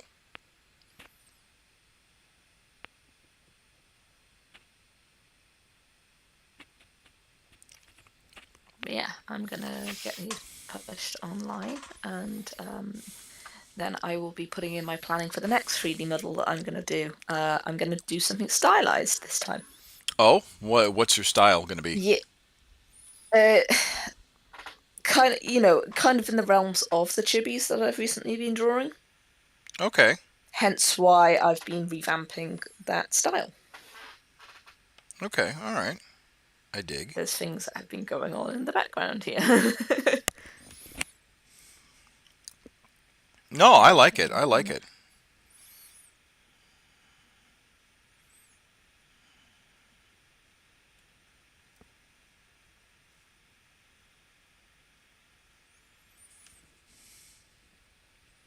Right, I'm gonna render that.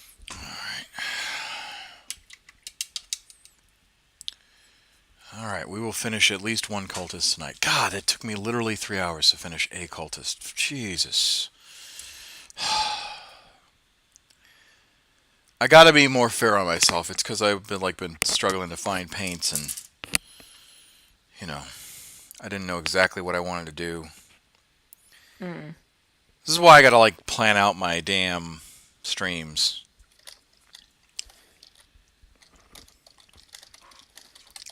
Otherwise, I feel like they're not as successful. You know what I mean? Yeah. But at the same time, I was like, strike while the iron's hot. Yeah.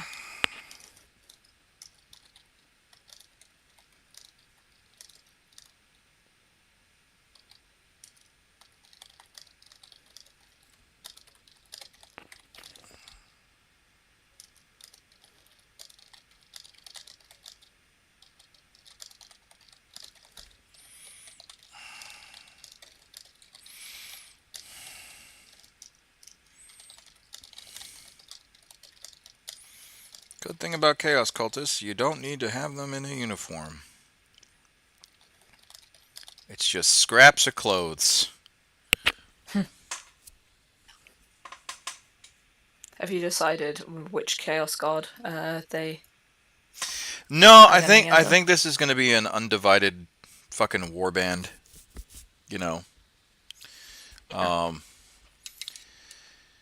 I, don't- I think this is just going to be a basic like undivided warband where it's just they're just a bunch of chaos boys looking to mess stuff up. We're here to break shit.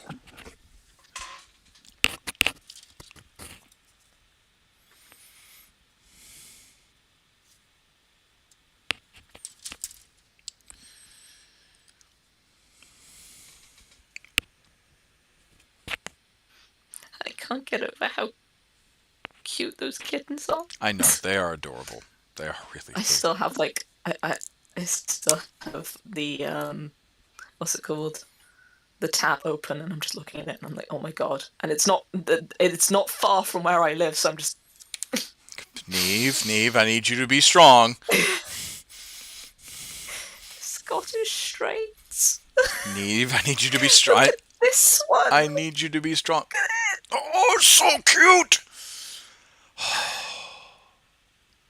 I need you to be strong. Real silver. Look. The silver dusting. That is a cute kitty. God, it's so adorable. God, you're lucky. You're lucky. I'm not in England because you and I would be like just racing to collect cats. Like it's fucking Pokemon. It'd be like, Kevin, look, I found a cat. And then it would be like 2 weeks of us just like trying to like jockey in position to find to buy the cat. My wife would murder me.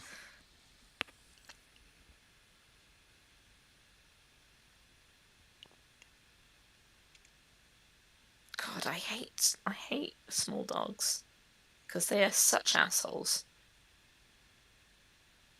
Sorry, but I've just seen this video on my timeline of a serval cat, and serval cats they are like bred from domestic cats and these straight up like plains of Africa motherfuckers that can still breed with domestic cats, but are otherwise wild cats. Like this cat could destroy this fucking chihuahua. Oh, well, it's not a Chihuahua. It's a Jack Russell or something. yeah, it's a small like Doberman miniature pincer. It might be a Chihuahua, but it's got Doberman coloring on him. Yeah, Um, but like, look how fucking patient and polite that oh, serval cat oh yeah, no, is. that serval cat would literally turn that particular dog into an obituary. Um, like he would be he would be on the he'd be on the I missing have dog. seen what those things can do to like a chicken carcass. Like Jesus Christ. Yeah, no. Yeah, it's definitely that dog is definitely what I would call punching. Um, Punching up a bit too much. yeah, like literally like like trying to punch above his weight class, hmm and then like realizing that he's punching above his weight class. And see, the problem is like, okay, so when I say like little dogs are assholes, to be honest with you, it's not little dogs' fault. It's the fact that owners of little dogs will usually see this behavior, think it's cute, and just allow it because it's just a little dog. Oh yeah, Meaning that behavior just gets perpetuated yeah, and it is not stamped out. Whereas you'll see with people with big dogs, like they see that behavior, they could see how it would be a problem. They will stamp it out. And that's what I'm seeing in this little dog. This little dog's a little shit because it's been spoiled and it's been allowed to be a little shit. And yeah. this cat is being so fucking It's patient. like, dude, I will literally end your life. Like, you're lucky I have my cat food because you would become my next dish. Yeah. All right. Like it probably goes for the serval, and the serval like doesn't even. Well, that's how much of a fuck it gives. Like, you're just like, I know you're not. I know you're just talking shit. It's literally just smiling at it and blinking slowly at it and being like, okay, this is literally meeting aggression with love. It's hilarious. I'm going to tolerate your presence because if I don't, I'm going to turn you into a hashtag. Yeah, that's quite literally what that serval is doing. Yeah. Oh, damn it. Well, that's a sign, if anything.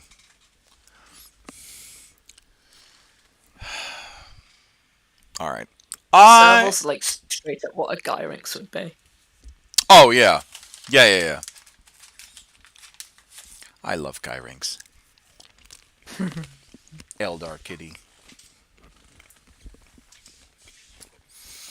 When they came out with that model, I was just like, I need it. And they're like, well, you have to buy your Vrain. I'm like, yeah, screw her. Cat. Sorry, people have already memed like this serval. It's like Stay mad. Stay mad.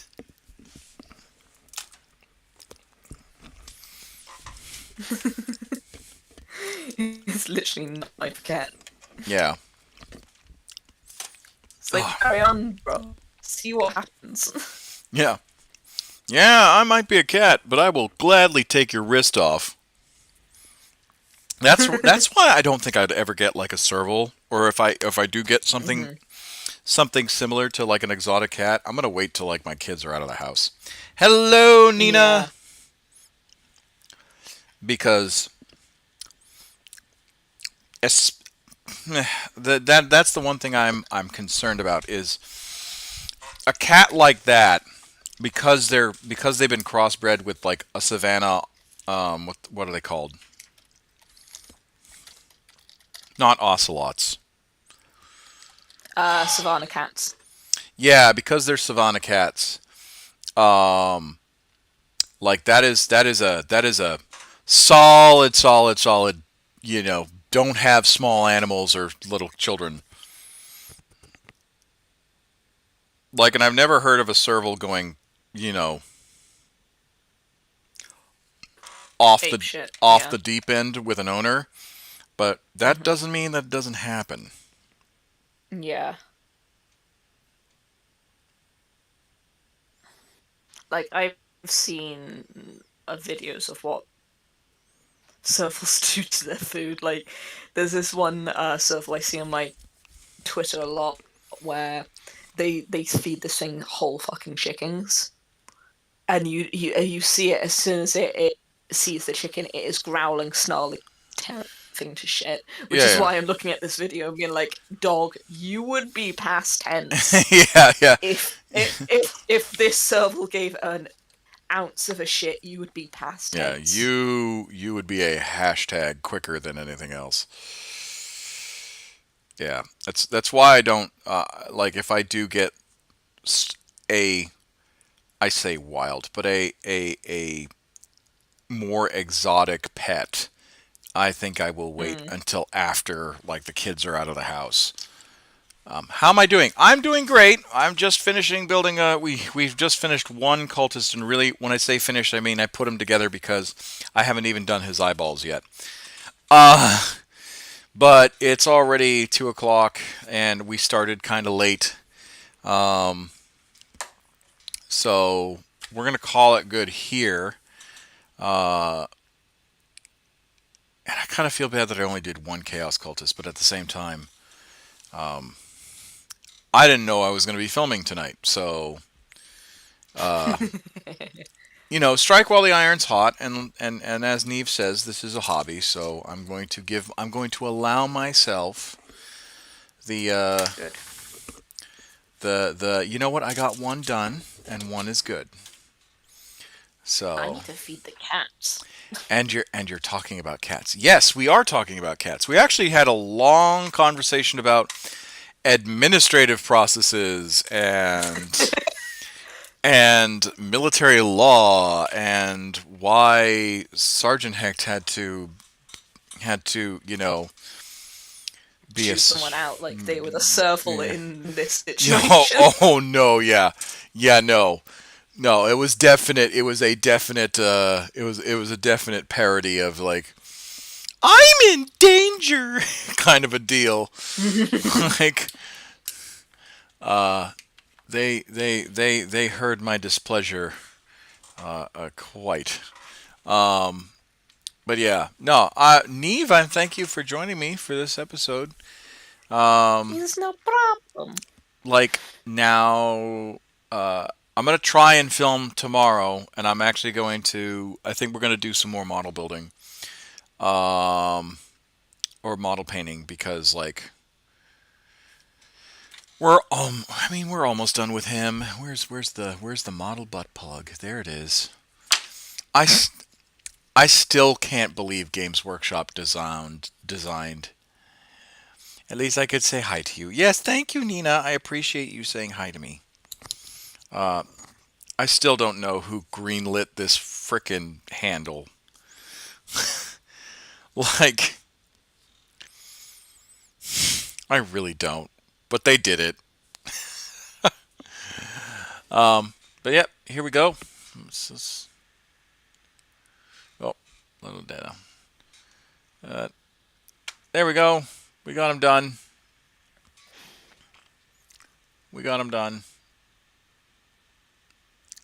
We still got to do his eyes and some other stuff, but at least I'm gonna give myself the pat on the back because we did enough. And then plus I also tomorrow is Morgan and Brianna's Morgan's first day of school. She's back to school as a Aw. as a first grader. Um, Well, wish and her luck from me. Yep. And then I also have to do land nav and flight chiefs meeting. So I might be too exhausted to stream, but I'm gonna try. I'm gonna try because I really, really do want to paint and I really want to work on this backlog.